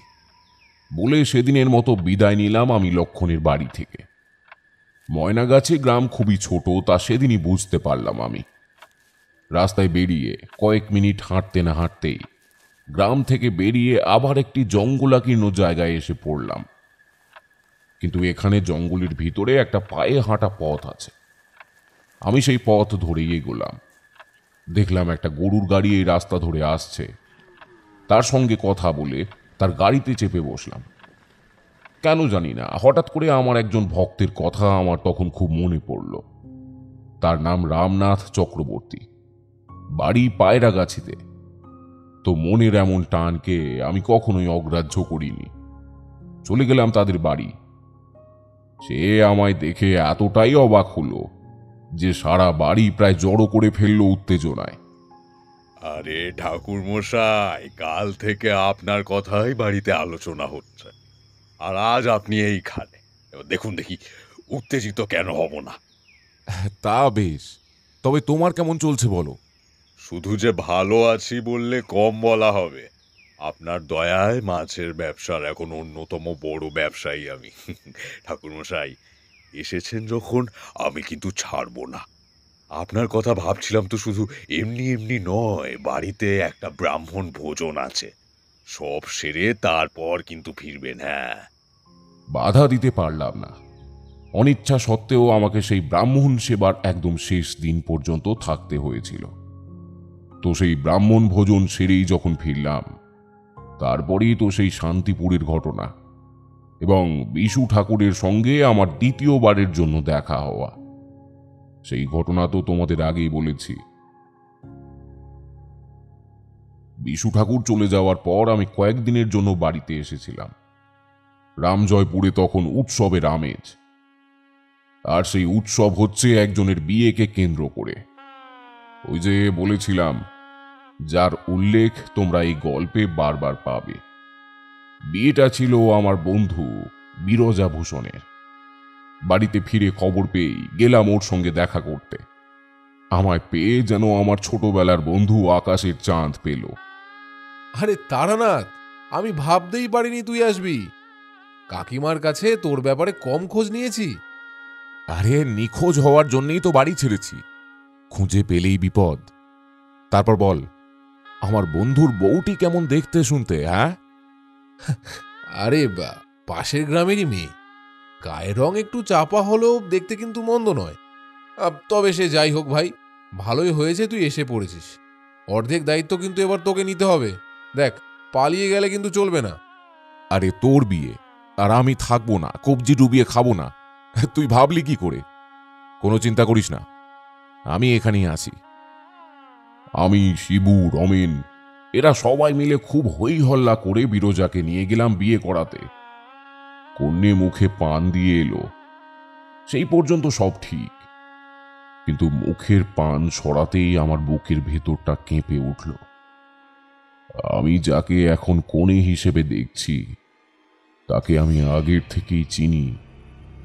সে আর কেউ নয়, বীরভূমের শ্মশানে দেখা সেই ষোড়শী নারী, যার রূপ নিয়ে মাতু পাগলি আমায় ইন্দ্রজাল দেখিয়েছিল। ওই চেহারা আমি কোনো মতেই ভুলতে পারবো না। আর তা যে আমার চোখের ভুল নয় সেটা প্রমাণ করে দিল ওই চোখ দুটো। একবার নয়, বেশ কয়েকবার বিরজার শুভ দৃষ্টি হওয়াকালীন তার দৃষ্টি পড়েছে আমার দিকে। বিয়ে শুরু হলো, কয়েকজন মেয়ে ছাড়া আমার বাকি বন্ধুরা সবাই এদিক ওদিক ঘোরাঘুরি করছে। আমি চুপ করে বসে আছি বিরজার পাশে। বুঝতে বাকি রইল না এটা নিশ্চয়ই মাতু পাগলির কোনো মায়াজাল। তবে বিরজার সঙ্গে এমন ঘটনা ঘটবে আর আমি সেটা চোখের সামনে দেখব, তা কি হয়? ততদিনে আমি বশীকরণ বিদ্যার 3 থেকে 4টি গুঁড়ো উপায় শিখে নিয়েছি। মেয়ের কপালে সিঁদুর তোলবার আগেই মনের সমস্ত দ্বিধাবোধ চাপা দিয়ে বিরজার কানের কাছে গিয়ে নিচু গলায় বললাম, বিরজা, এই বিয়ে তুই করিস না। তোর সংসার জীবন খুব একটা স্বাচ্ছন্দ্যের হবে না। সে তোমাদের কি বলবো, এই বিদ্যে জানা ছিল ঠিকই, তবে এতে যে এমন কাজ হবে তা আমি ভাবতেও পারিনি। বিরজাভূষণ আমার কথাটা মর্মে পৌঁছানো মাত্রই রজনীর মালা ছিঁড়ে উঠে দাঁড়ালো। বিয়েবাড়ির স্বাভাবিক গুঞ্জন গেল থেমে। সবাই নিষ্পলক দৃষ্টিতে প্রজ্বলিত হোমকুণ্ডের সামনে সম্মোহিত বিরজার দিকে এক দৃষ্টে তাকিয়ে রয়েছে। তার মুখে কোনো কথা নেই, না আছে কোনো প্রতিবাদ বা সহমত। চুপচাপ পুরোহিত ঠাকুরের পাশের থেকে হেঁটে বাইরে চলে গেল। কনে পক্ষের একজন বলে উঠল, একটা পাগল মেয়েকে সাজিয়ে গুছিয়ে পার করে দিচ্ছিলে রূপার মা। নিশ্চয় জামাই বাবাজি কোনোভাবে বুঝতে পেরেছে এই মুখ পুরীকে কোনোদিনও পার করতে পারবে না, তুমি দেখে নিও। ভাবিনি এইভাবে সেদিন পার পেয়ে যাবে বিরজাভূষণ। ব্যাপারটা এমন ভাবে মিলে গেল যে আমরাও সসম্মানে সেদিন ওই বাড়ি থেকে ফিরে এলাম। পরে খবর পেলাম এক পাগলি মেয়ের সঙ্গে বিরজার বিয়ে দিয়ে দিচ্ছিল ওই পাড়ার লোক। পরদিন সবটা বুঝিয়ে বললাম ওকে। সমস্তটা শুনে সে বলল, ভাই, তুই আমায় বাঁচালি, না হলে তো আমার জীবনটা একেবারে নষ্ট হয়ে যেত। অসংখ্য ধন্যবাদ তোকে ভাই। আমি ওর পিঠে হাত দিয়ে বললাম, তোকে বিপদের হাত থেকে তো বাঁচালাম ঠিকই, কিন্তু আমার মাথার উপরে কি নাচছে কে জানে। মানে? না, কিছু না, ও তোকে বোঝানো যাবে না। তারপরে আরও একদিন কেটে গেল। আমি মনে মনে প্রস্তুত ছিলাম কোনো একটি অপ্রাকৃতিক ঘটনার সম্মুখীন হওয়ার জন্য। সেদিন রাতে ঘুমিয়ে পড়েছিলাম একটু আগেই। মায়ের হাতের তৈরি কুচো চিংড়ি দিয়ে লাউ ঘন্ট, আহা, সে যেন অমৃত সমান। বেশ মজা করে পেট অবধি খেয়েছি, বুঝলে, তাই শরীর পেট সব ঠান্ডা ছিল। মাঝ রাতে ঘুম ভাঙল পিঠের ওপর একটা গরম নিঃশ্বাসের স্পর্শে।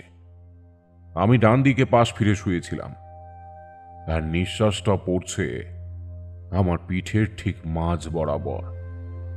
ধীরে ধীরে পাশ ফিরতেই দেখি মাতঙ্গিনী মেঝেতে পা দিয়ে 2 হাতের ওপর ভর করে বিছানার দিকে তাকিয়ে আছে।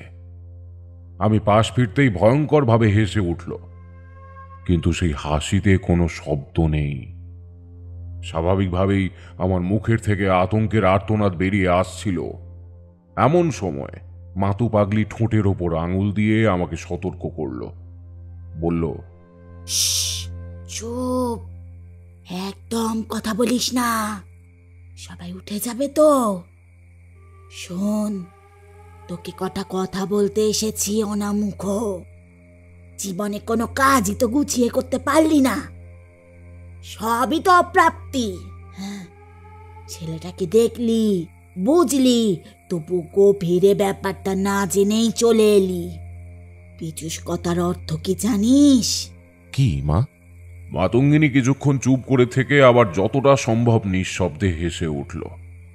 তারপর উঠে দাঁড়িয়ে বলল, ওই দেখ তোর পেছনে দেখ। সঙ্গে সঙ্গে পিছনে তাকালাম, দেখি সেখানে কিছুই নেই। তৎক্ষণাৎ আবার সামনে তাকিয়ে দেখি মাতু পাগলিও উধাও, সে আর নেই। নিচু গলায় তাকে কয়েকবার ডাকলাম, মা, মা তুমি কোথায়? কোনো সাড়া শব্দ নেই। আমি জানতাম সে চলে গেছে যখন, তখন আর আসবে না। তবে নামটা শুনেই আমার মনে পড়ে গেল লক্ষণ মাঝির কথা, তার ছেলে পীযূষের কথা। তার মানে সে কি এখনো বিপদমুক্ত হয়নি? অথবা অথবা সে কি কোনো বিপদে পড়েছে? না, তা তো হতে পারে না। আমি এতটাও ভুল হতে পারি না। সকাল হতে না হতেই মায়ের কাছে গিয়ে জিজ্ঞাসা করলাম, আচ্ছা মা, পীযূষ নামের অন্য অর্থ কি দাঁড়ায়? পীযূষ নামের মানে সুধা, অতি মধুর বা অমৃত যাকে বলা হয়। আমি দুপুরবেলা পর্যন্ত ওই প্রত্যেকটা জিনিস মেলানোর চেষ্টা করলাম, কিন্তু কোথাও কোনো মিল বা সংযোগ পেলাম না। হতাশ হয়ে দুপুরে শুতে যাব এমন সময় বিদ্যুতের মতো মাথায় এলো ব্যাপারটা। অমৃত অর্থাৎ পীযূষ নামের অর্থ যদি অমৃত হয়, তবে এই নামটার সঙ্গে আমার পরিচয় আছে। ছোটবেলায় ঠাকুরদার সঙ্গে কৈখালির মাঠে গিয়ে সেই রাতে যে মানুষটির কাছে সেই ভয়ঙ্কর গল্পটি শুনেছিলাম, তার নামই তো ছিল অমৃত। মুহূর্তেই ঠাকুরদার ঘরে দৌড়ে গিয়ে আলমারির মধ্যে সেই খাতাটি খুঁজতে শুরু করলাম, যাতে উনি সেই ছড়াটা লিখেছিলেন। খুব বেশি খুঁজতে হলো না, অল্প সময়ে খুঁজে পেলাম সেই খাতাটা। দেখলাম ঠাকুরদা সেখানে শুধু ওই 4 লাইন নয়, সেই ভদ্রলোকের কাছে বাকি যে 4টে লাইনের ছন্দ ছিল সেটাও লিখে রেখেছেন। নিজের অজান্তেই খাতার পাতাগুলো উল্টাতে উল্টাতে চোখ গেল একটা বিশেষ পাতায়। সেটার ওপরে মোটা মোটা হরফে লেখা রয়েছে পুনর্জন্মের বিধি ও কারণ। কৌতূহল বশত চোখ বোলাতে একটা লাইনে বেশ কয়েকবার চোখ গেল। সেখানে লেখা আছে, এই জন্মের করণীয় কোনো অনিবার্য কাজ যদি শেষ হওয়ার আগেই কারোর মৃত্যু ঘটে, তবে বুঝে নিতে হবে সেই কর্মের প্রাপ্তি ঘটানোর মতো পুণ্য এবং প্রয়োজনীয় উপকরণ তার জন্য যথেষ্ট ছিল না, এবং তার আকাঙ্ক্ষা যদি তার মৃত্যুর পূর্বে শুধুমাত্র সেই উল্লেখিত কাজটি থাকে, তবে তাকে আবার জন্ম নিতে হবে। জাতিস্বর এমনি এমনি আসে না। পুনর্জন্মের প্রয়োজনীয় কারণ যদি উক্ত জন্মেও পরিপূর্ণ না হয়, তবে তার আবার জন্ম হতে পারে, কিন্তু এর প্রভাব বহন করতে হয় উল্লেখিত ব্যক্তির গোটা পরিবারকে। তাই কোনো ধার্মিক বা ঈশ্বর অনুসন্ধানী যদি বুঝতে পারেন বা ধরতে পারেন কোনো মানুষ কোনো কারণে আবার দ্বিতীয়বার প্রত্যাবর্তন করেছে এই ধরিত্রীতে, তবে তাকে সঠিক পথ দেখানোই তার একমাত্র কর্তব্য হবে। লেখাটা পড়ে আমি নির্বাক হয়ে বসে রইলাম। আমার মনে পড়ে গেল সেই অমৃত নামক ভদ্রলোকের মুখে শোনা সম্পূর্ণ গল্পটা, এবং একই সঙ্গে মনে পড়ল একটা নাম যা আমি পীযূষের মুখেও শুনেছি। তোমরা হয়তো এখন খেয়াল করে বুঝতে পারছো, কিন্তু তার মাঝে আমার পুরো একটা যুগ কেটে গেছে। কত ওঠা পড়া, অভিজ্ঞতা প্রাপ্তি সবই হয়ে গেছে জীবনে। ছোটবেলায় একটা রূপকথার ফিকিরে শোনা সেই গল্প এবং তার মধ্যেকার কাহিনী স্বাভাবিকভাবেই আমার জানার কথা নয়, কিন্তু ঠাকুরদার ঘরে বসে যখন সবটা মনে পড়ল, তখন আমি আর নিজের ভিতরে নেই। ভূত প্রেত পিশাচ আমায় টলাতে পারবে না ঠিকই, তবে এই প্রকার ইতিহাস চারণ যে আমার জীবনে আসবে তা আমি কোনোদিনই ভাবিনি। পরক্ষণেই মাথায় এলো, তাহলে কি অমৃত ধাঁধা মিলিয়ে সঠিক ঠিকানায় পৌঁছাতে পারেনি? বা আসলে তখন কি ঘটেছিল? সে কি আবার জন্ম নিয়েছে ময়নাগাছির লক্ষণ মাঝির ঘরে, লক্ষ্মী নামটা আমি তাকে অচৈতন্য অবস্থাতেও বিড়বিড় করে বলতে শুনেছি। অমৃত নামের ভদ্রলোকও তো লক্ষ্মী বুড়িকেই তার বাড়ি থেকে তাড়িয়ে দিয়েছিল। সুতরাং যে ছায়া আমি পীযূষের পিছনে দেখেছি তা শুধুমাত্র মানত না সম্পূর্ণ করার লক্ষণ নয়, তার পিছনে মা লক্ষ্মীর দেওয়া সেই অভিশাপও বিরাজ করছে। পুরো ব্যাপারটা বুঝতে পেরে আমি আর চুপ করে বসে থাকতে পারলাম না। তখনই দিকবিদিক জ্ঞান শূন্য হয়ে ছুটতে শুরু করলাম স্টেশনের উদ্দেশ্যে। তারপর কোনোভাবে ট্রেন ধরে সেই স্টেশনেই এসে নামলাম যেখান থেকে আগের বার ফেরার সময় এসেছিলাম। অর্থাৎ সেই গরুর গাড়ি আমাকে নামিয়ে দিয়ে গিয়েছিল। স্টেশনে নেমে হাঁটা লাগালাম ময়নাগাছির উদ্দেশ্যে। জঙ্গলে পথ পেরিয়ে ময়নাগাছি গ্রামের পথ ধরলাম। তারপর ঠিক মিনিট দুয়েক ব্যস্ত পায়ে হেঁটে পৌঁছালাম লক্ষণের বাড়িতে। বাড়ির উঠোনে দাঁড়িয়েই বুঝতে পারলাম কিছু একটা খারাপ ঘটনা ঘটে গেছে এই বাড়িতে। চালের ওপর লাউ গাছ শুকিয়ে পুরো হলুদ হয়ে আছে। আমি ডাকলাম, লক্ষণ, লক্ষণ, বাড়িতে আছো? আমার ডাক শুনে লক্ষণের স্ত্রী মাথায় ঘোমটা দিয়ে বেরিয়ে এলো। আমি এগিয়ে গিয়ে জিজ্ঞাসা করলাম, কি হয়েছে মা? স্পষ্ট লক্ষ্য করলাম তার জড়ো করা হাতের ওপরে ঘোমটার তলা থেকে ফোঁটা ফোঁটা জল পড়ল। কাঁপা গলায় সে বলল, ঠাকুরমশাই পীযূষকে খুঁজে পাওয়া যাচ্ছে না। আজ 15 দিন হলো। ওর বাবা তাকে পাগলের মতো খুঁজে বেড়াচ্ছে, কিন্তু কোথাও পাওয়া যাচ্ছে না। আপনার কথা মতো পুজো দিয়ে আইলাম ঠাকুরমশাই কালী মন্দিরে। তারপর কদিন মোটামুটি ভালোই ছিল, কিন্তু তারপর থেকে আবার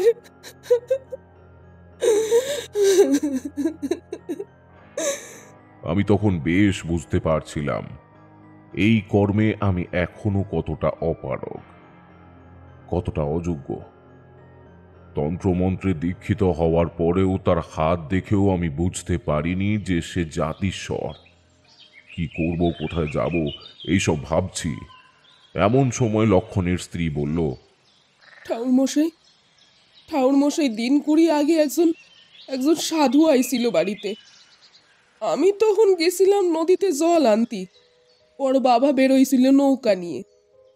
দুপুরে যখন সবাই মিলে খাইতে বইছি, তখন পীযূষ বলল একজন ভিখারি নাকি আইছিল, ওর সাথে নাকি অনেকক্ষণ কথা কইছে। আমার ছেলেরও নাকি তারে খুব পছন্দ হইছে। তার নাম কি বা কেমন দেখতে কিছু বলেছে? কেমন দেখতে তা বলে নাই, তবে নাম বোধহয় কইছিল কালী কিঙ্কর। নাম শুনে আমার মাথায় আকাশ ভেঙে পড়ল। তাহলে সেই কালী কিঙ্কর সাধু কোনো সাধারণ মানুষ নয়। সে জানতো অমৃত আবার জন্মাবে, এবং কোথায় জন্মাবে তাও সে জানত। সে এখনো তবে সূক্ষ্ম দেহে সর্বত্র বিচরণ করছে। এবার আমি নিশ্চিত হলাম যে পূর্বজন্মে অমৃত তার কাজ সম্পূর্ণ করে যেতে পারেনি। কিন্তু তখন আমার কাজ একটাই, আর সেটা হলো আমার সাথে নিয়ে আসা সেই ধাঁধার উত্তর বের করা। কেন জানি না বারবার মনে হতে লাগলো এই ধাঁধার সমাধান বের করতে পারলেই পীযূষকে খুঁজে পাওয়া যাবে। মা, ওকে কোথায় খুঁজে পাওয়া যাবে বোধহয় আমি বুঝতে পেরেছি। তুমি শুধু তোমার স্বামী ফিরলে বলবে আমি তাকে খুঁজতে যাচ্ছি। সে যেন আর বাড়ি থেকে না বেরোয়। আমি চাই না নতুন করে কোনো বিপদ হোক। সে মাথা নাড়ল। আমিও সেই বাড়ি থেকে বেরিয়ে এসে প্রথমে একটা গাছের তলায় বসে ঠাকুরদার লেখা কাগজটি পড়লাম। আগে কোনোদিন এত ভালো করে ছন্দটা পড়িনি। প্রথম দুটি লাইনে কোনো জায়গাকে বোঝানো হচ্ছে। বীরভূমের ওই তরঙ্গিনী শাল সেগুনের এক বনানী। অর্থাৎ স্পষ্ট এখানে বলা হচ্ছে বীরভূমের কথা, এবং তরঙ্গিনী অর্থাৎ নদী, এবং ঠিক তার সাথে মিলে গেল এই শাল সেগুনের বনের কথা। তোমাদের হয়তো মনে আছে বীরভূমের শ্মশানে মাতু পাগলির সঙ্গে যেখানে দেখা হয়েছিল, সেখানেও এই শালবনের উল্লেখ আমি করেছিলাম। আমি আর একটু অপেক্ষা করলাম না, সোজা হাঁটা লাগালাম গন্তব্যের উদ্দেশ্যে। এই দুই অঞ্চলের দূরত্ব পায়ে হেঁটে আমি এর আগেও বহুবার অতিক্রম করেছি, কিন্তু সেবার পৌঁছাতে যে সময় লাগবে তা জানতাম, কারণ ঠিক করে নিয়েছিলাম রাস্তায় কোনো গাড়ি ঘোড়ায় চড়ব না। যদি যেতেই হয় পীযূষকেও পায়ে হেঁটেই যেতে হবে। তাই আমি পুরো রাস্তাটা খুঁজতে খুঁজতে যাব। অন্য সময়ে রাস্তা অতিক্রম করেছি প্রায় 1.5 দিনে, কিন্তু সেবার আমার সময় লাগলো পুরোপুরি 3টে দিন। রাস্তায় কোনো জায়গায় বিশ্রাম নিইনি, কিন্তু সন্দেহজনক প্রত্যেকটা জঙ্গলে ঢুকে আমি খোঁজাখুঁজি করেছি। সেই কারণেই এই দেরি। নদীর তীরে পৌঁছতে রাত হয়ে গেল। শুক্লাপক্ষের জ্যোৎস্না আমায় সেই রাতে সাহায্য করল ভীষণভাবে। চারিদিকের নদী তটে চকচকে বালি দেখলে মনে হয় এখানে যেন কোনো বিশেষ মানুষের আগমনের পূর্বে অপরূপ আলোর ব্যবস্থা করা হয়েছে। নদীর জল হালকা উত্তুরে হাওয়ায় বয়ে চলেছে সারিবদ্ধভাবে। আমি পুঁটলি থেকে কাগজটা বের করে সেই ধাঁধাটি আবার চোখের সামনে মেলে ধরলাম। তৃতীয় আর চতুর্থ লাইন হলো, কানন মাঝে মূর্তি আছে, প্রণাম নিও তাহার কাছে। কানন অর্থাৎ জঙ্গল বা বন, এবং সেই বনের মাঝে কোনো মূর্তি আছে যার সামনে গিয়ে প্রণাম অর্পণ করতে বলা হচ্ছে।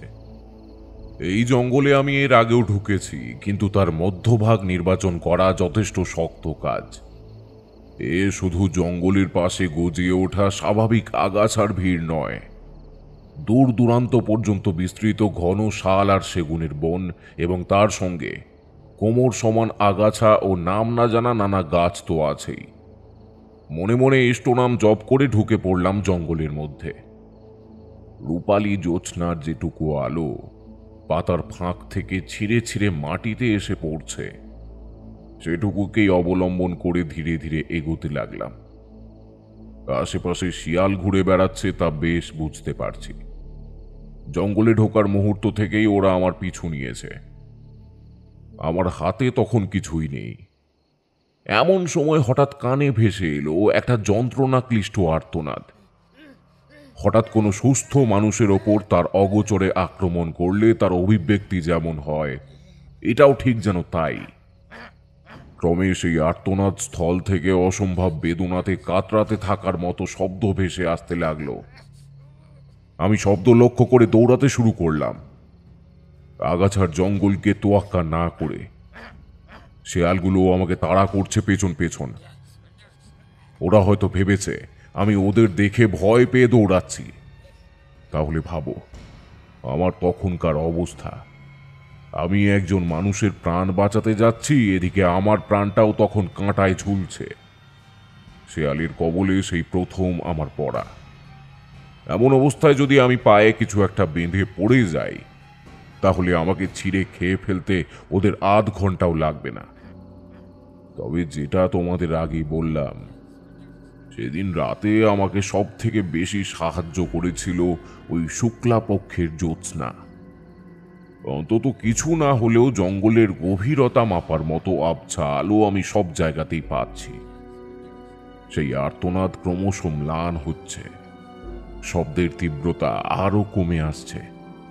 দৌড়ানোর গতি আরো বাড়িয়ে দিলাম, কারণ একবার যদি সেই শব্দ হারিয়ে যায় তাহলে নির্দিষ্ট জায়গা খুঁজে বের করা যথেষ্ট জটিল হয়ে যাবে। ক্ষণিকের জন্য দাঁড়িয়ে পড়ে মনোসংযোগ করবার চেষ্টা করলাম। বুঝলাম আমি যেখানে এখন দাঁড়িয়ে আছি সেখান থেকে ডান দিক বরাবর অনতি দূরে শব্দটা হচ্ছে। তবে এখন সেই আওয়াজ অনেক ক্ষীণ হয়ে এসেছে। আমি 1 পা 2 পা করে এগোলাম সেদিকে। মিনিট 2 এগিয়ে গিয়ে দেখলাম একটি ছেলে উপুড় হয়ে পড়ে রয়েছে। এখানে জঙ্গলের ঘনত্ব অপেক্ষাকৃত পাতলা। চাঁদের আলোয় ছেলেটির পরনের জামাটিও আমি স্পষ্ট চিনে নিলাম। এই জামা তো আমি পীযূষের পরনে দেখেছি এর আগের বার এসে। আমি হাঁটু মুড়ে তার পাশে বসলাম। সে তখনও কোকিয়ে চলেছে। নিচু গলায় বললাম, পীযূষ, পীযূষ, তুমি এখানে কি করে এলে? তোমার কি হয়েছে? ও কোনো কথা বলল না, বরং গোঙানির শব্দটা গেল সম্পূর্ণ থেমে। কৌতূহল বশত ওর আপাদ মস্তক পরীক্ষা করতে গিয়ে দেখলাম তার ডান পায়ের পাতা থেকে রক্ত বেরিয়ে চলেছে গল গল করে। আরও একটু মাথা ঝুঁকিয়ে সেই ক্ষতস্থান একটু পরীক্ষা করতেই বুঝলাম পীযূষকে সাপে কামড়েছে। আমি দিগ্ভ্রান্তের মতো আশপাশটা একবার দেখে নিয়ে পীযূষকে সোজা করলাম। তার নাড়ি ক্রমশ ক্ষীণ হয়ে আসছে।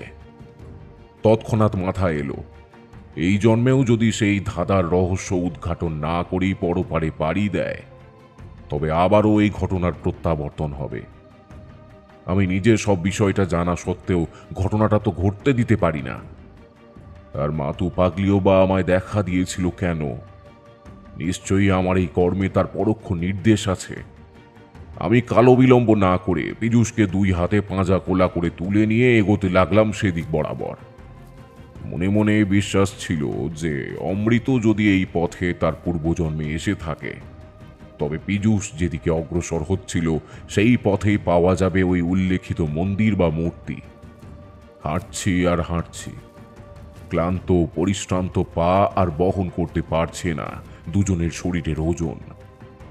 মনে হলো শেয়ালগুলো আমাকে খাওয়ার জন্য ঘুরছে না, কোনো এক ঐশ্বরিক দূত রূপে বোধহয় আমায় পাহারা দিচ্ছে। না হলে ওরা এখনো আমাকে এসে ধরছে না কেন? এমন সময় পায়ের তলায় কি যেন একটা ফুটল। আমি পীযূষের নিথর দেহ নিয়ে মুখ থুবড়ে পড়লাম সামনে। উফ, সে কি অসহ্য যন্ত্রণা! মাথার শিরাগুলো পর্যন্ত ফেটে যাওয়ার জোগাড়। লক্ষ্য করলাম যাতে আমার পা কেটেছে তা একটা হাড়ের টুকরো। না, তোমরা ভুল ভাবছ, কোনো মৃত জন্তু জানোয়ারের হাড় নয়। যন্ত্রণায় ঝাপসা হয়ে যাওয়া চোখ একটু পরিষ্কার হয়ে আসতেই দেখলাম সেখানে পড়ে আছে একটা আস্ত নরকঙ্কাল। মনের অগোচরেই ঠোঁটের আগায় নামটা চলে এলো, অমৃত। অবাক হয়ে কিছুক্ষণ সেদিকে চেয়ে থেকে আবার উঠে দাঁড়াতে গেলাম, কিন্তু না, আর আমার দাঁড়ানোর ক্ষমতা নেই। শুধু পায়ের যন্ত্রণা নয়, শরীর যেন এবার পুরো ছেড়ে দিয়েছে আমার। তবুও করতেই হবে আমাকে এই অবশিষ্ট কাজটুকু। ধুতির থেকে একটু কাপড় ছিঁড়ে নিয়ে পায়ে শক্ত করে বাঁধলাম। সেই রাতের কথা আমি মৃত্যুর আগের দিন পর্যন্ত ভুলব না। পীযূষকে তুলে নিয়ে আবার হাঁটতে শুরু করলাম সামনের দিকে। তবে এবার আর আমায় বেশি দূর হাঁটতে হলো না। মূর্তি বটে, এই জঙ্গলে আমি আগেও এসেছি, তবে এত গভীরে ঢুকিনি বলেই হয়তো এত বড় একটি লক্ষ্মী প্রতিমার উপস্থিতি এখানে থাকতে পারে সেটা আন্দাজ করতে পারিনি। তবে এটাকে কোনো পাথরের তৈরি স্থায়ী মূর্তি ভাবলে ভুল হবে। এই মূর্তিটি মাটির এবং অসংরক্ষিত। বলা যায় যে বিসর্জন দেওয়া প্রতিমা জলের থেকে তুলে রেখে দিলে যেমন জায়গায় জায়গায় গলে যায়, এটার অবস্থাও ঠিক তাই। পীযূষের দেহটা মায়ের চরণের সামনে শুইয়ে দিয়ে একবার পূর্ণ ভক্তিপূর্বক প্রণাম অর্পণ করলাম তার সামনে। পকেটের কাগজটা বের করে দেখলাম পরবর্তী নির্দেশ কি দেওয়া হয়েছে সেখানে। অন্ধ নদী পিছল পথ, ফিরবে যেদিন রাজার রথ, রাত্রি সদা কাটবে সেদিন, চাঁদের সাথে আসবে যেদিন। অন্ধ নদী অর্থাৎ অনুমান করলাম এখানে কোনো মরা নদীকেই বোঝানো হয়েছে। আমি দুটো মূর্তি পেরিয়ে বেশ খানিকটা জঙ্গলের সামনে এগিয়ে গেলাম, আর তারপরেই পেয়ে গেলাম ওই ধাঁধায় উল্লেখিত নদীটি। যেই নদীর পাড় ধরে আমি জঙ্গলে প্রবেশ করলাম, সেখান থেকেই এই জঙ্গলের মধ্যে একটি শাখা নদী প্রবেশ করে মিলিয়ে গেছে দূরে অন্ধকারের প্রান্তে। আর এই স্থির নদীটির বিপরীত দিকেও একই রকমের জঙ্গলের বাড়বাড়ন্ত। আমার আর বুঝতে বাকি রইল না এটাই তবে ওই বিরাট বনানীর মধ্যস্থল। কিন্তু এরপরেই আটকে গেলাম ধাঁধার পরবর্তী লাইনটিতে। ফিরবে যেদিন রাজার রথ বলতে এখানে কি বোঝানো হয়েছে তা কোনো মতেই বুঝে উঠতে পারছি না। আমি আবার দৌড়ে ফিরে এলাম মূর্তির সামনে রাখা পীযূষের নিথর দেহের সামনে। ওর কপাল দেখেই বুঝতে পারছি এই সময়কালে তার মৃত্যু যোগ তুঙ্গে। আমি হাত জোর করে ঈশ্বরের আরাধনা করছি, কারণ তখন একমাত্র তিনি ছাড়া আমার সামনে আর অন্য কোনো উপায় নেই। ঝকঝকে চাঁদের আলোয় দেখতে পাচ্ছি ছেলেটার দেহ ক্রমশ নীলচে হয়ে উঠছে, তার সমস্ত শরীরে ছড়াতে শুরু করেছে। ঠিক তখনই আমার পিছন থেকে একটা বিক্ষিপ্ত উলুধ্বনি কানে আসতেই চমকে উঠলাম। পেছনে তাকাতেই দেখি একজন বৃদ্ধা মহিলা। বয়স আন্দাজ কত হবে বলা সম্ভব নয়, কারণ দেখে মনে হচ্ছে তার গণ্ডি 100 পেরিয়েছে।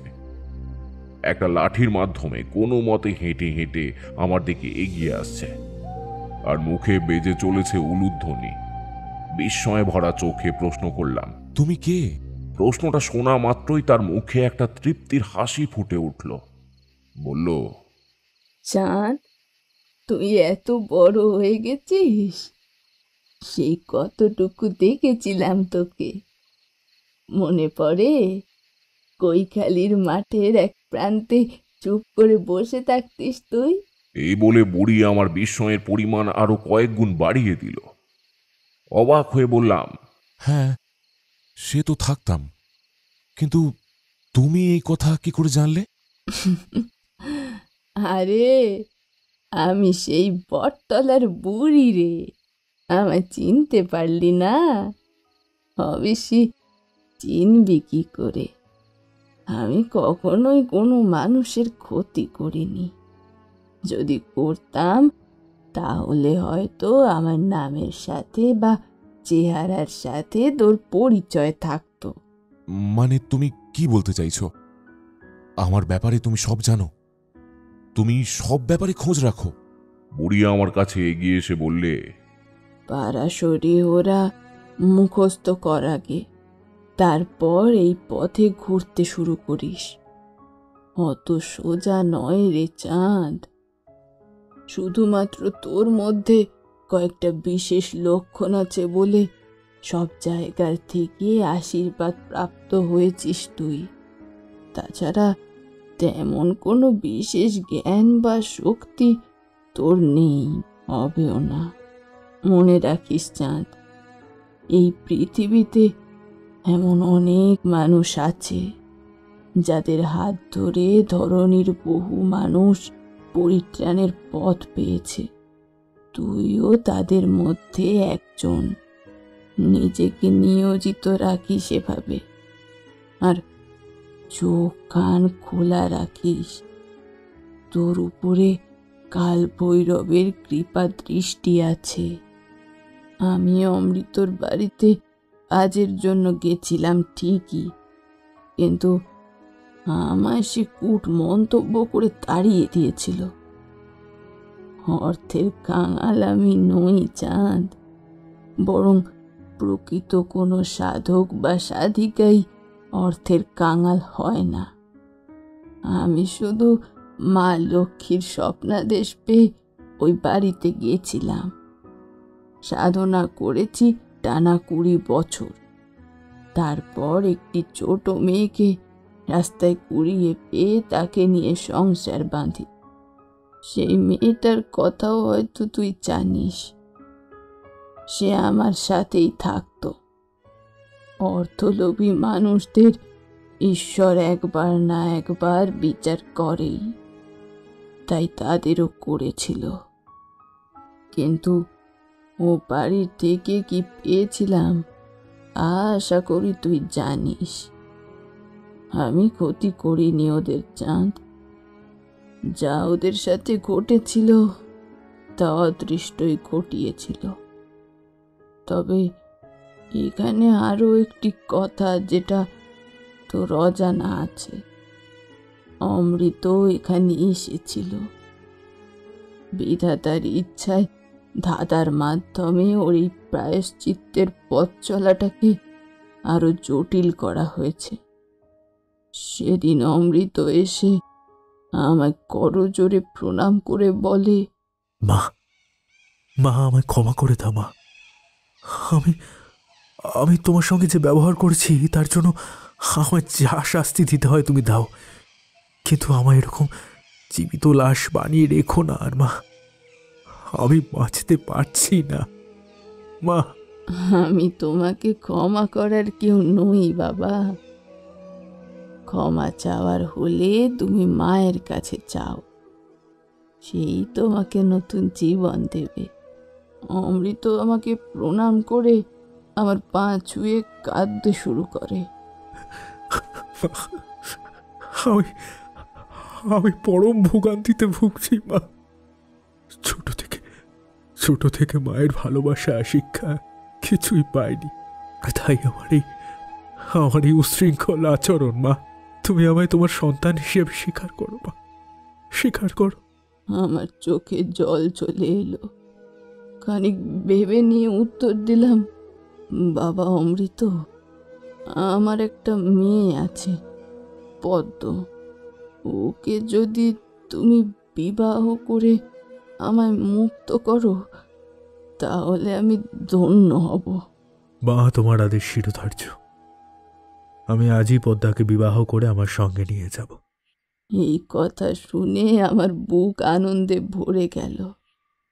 দাদার উত্তর আমি আগের থেকেই বের করে ফেলেছিলাম, তাই জানতাম রাজার রথ বলতে এখানে শ্যানদনকে বোঝানো হয়েছে।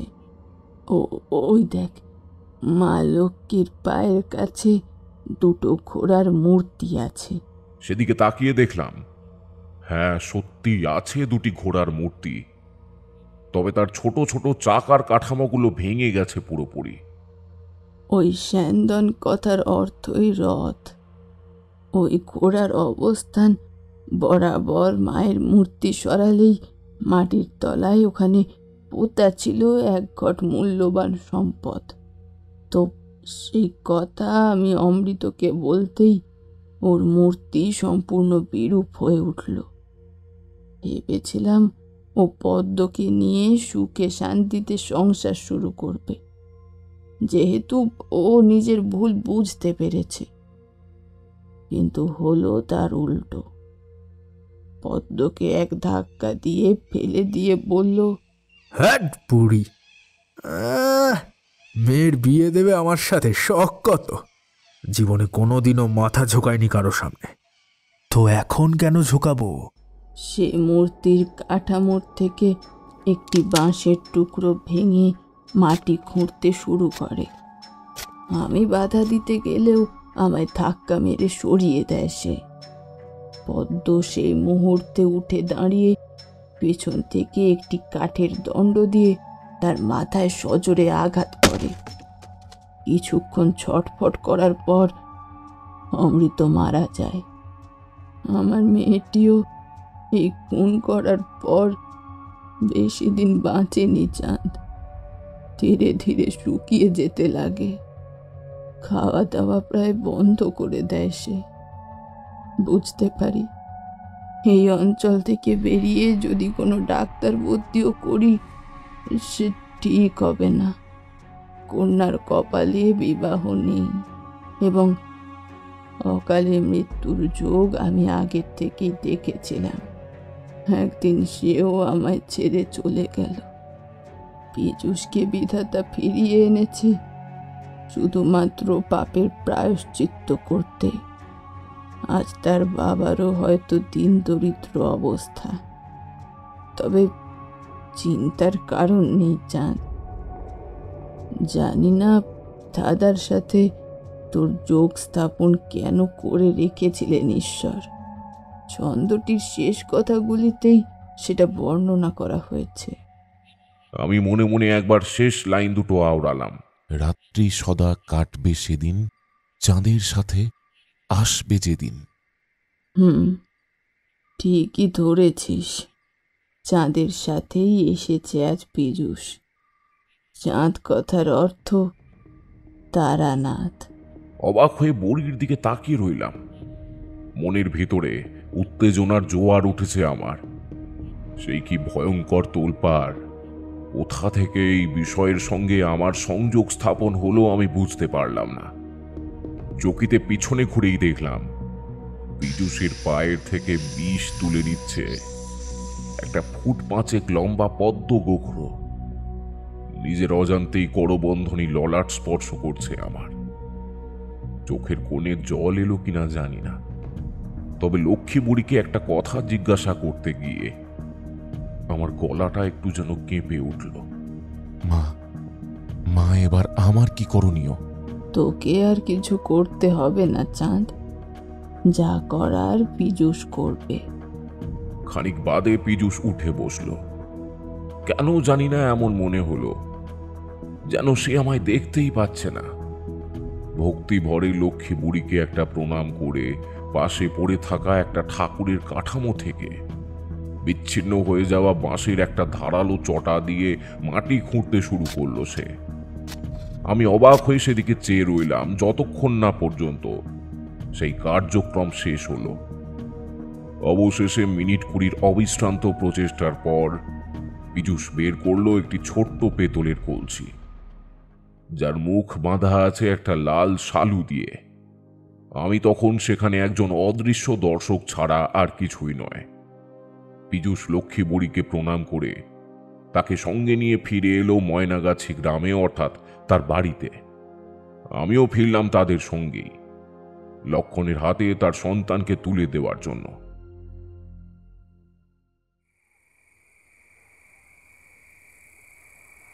তারানাথ থামল। অনেকক্ষণ পর প্যাকেট থেকে আবার একটা সিগারেট বের করে ধরালো। চোখ বুজে মুখে বিড়বিড় করে কি যেন বলল, তারপর আবার একটি শুকটান দিয়ে বলতে আরম্ভ করল। অদৃষ্টের লিখন বোধহয় একেই বলে। বাড়িতে পীযূষ একজন অপরিচিতা বৃদ্ধাকে নিয়ে ফিরছে দেখে মনের মধ্যে অনেক প্রশ্ন জেগেছিল আমার। এটাও ভেবেছিলাম আবার হয়তো কোনো অবাঞ্ছিত পরিস্থিতির সৃষ্টি হবে, কিন্তু হলো ঠিক তার বিপরীত। লক্ষণ নিজের ছেলেকে দেখে যতটা না আবেগে গলে পড়ল, তার থেকে বেশি চোখের জলে ভেঙে পড়ল লক্ষ্মী বুড়িকে দেখে। তার পা ধরে বলল, দিদি, দিদি, দিদি, এতগুলো বছর পর তুই ফিরে এলি দিদি। এই এতগুলো বছরে তোর এই পোড়া ভাইটারে কখনো মনে পড়ে নাই দিদি? একটি বারের জন্য মনে পড়ে নাই? হ্যাঁ দিদি রে, ও বাবা, ও বাবা পীযূষ, বাবা, বাবা তুই কোথায় গিয়েছিলি বাপ? কোথায় গিয়েছিলি? আর এই পিসিমারে কোথায় পেলি?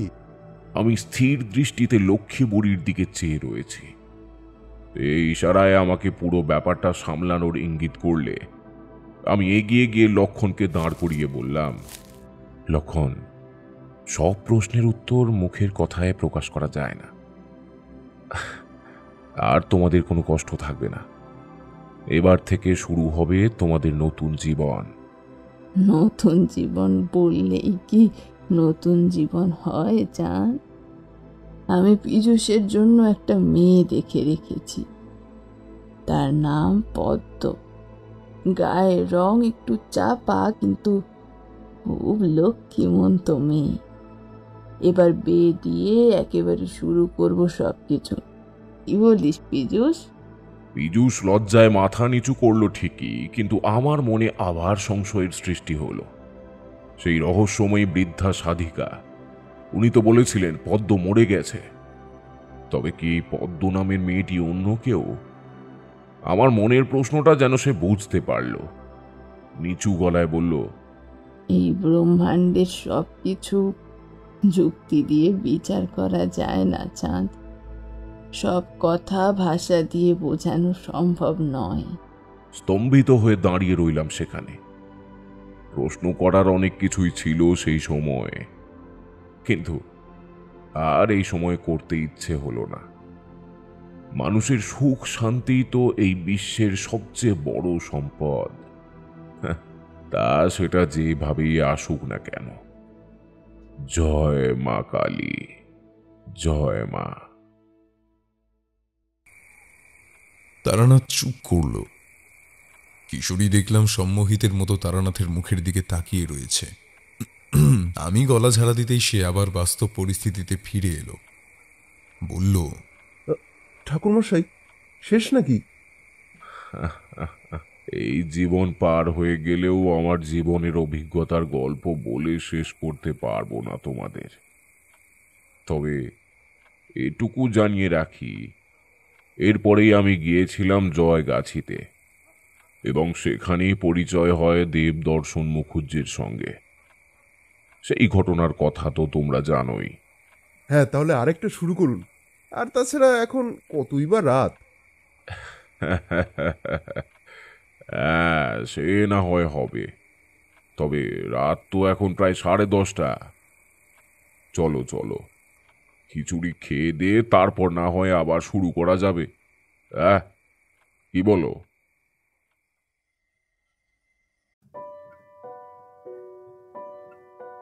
শুনছিলেন তারানাথ তান্ত্রিকের গল্প অসমাপ্ত ছন্দের রহস্য। গল্পটি আপনাদের কেমন লাগলো অবশ্যই আমাদের কমেন্টের মাধ্যমে জানান। যদি ভালো লেগে থাকে তাহলে একটি লাইক করবেন এবং এরকম আরও গল্প শুনতে সাবস্ক্রাইব করতে পারেন অন্ধকারের আওয়াজ। দেখা হবে পরবর্তী একটি ভিডিওতে। ততক্ষণের জন্য সবাই ভালো থাকুন, সুস্থ থাকুন। সকলকে অসংখ্য ধন্যবাদ।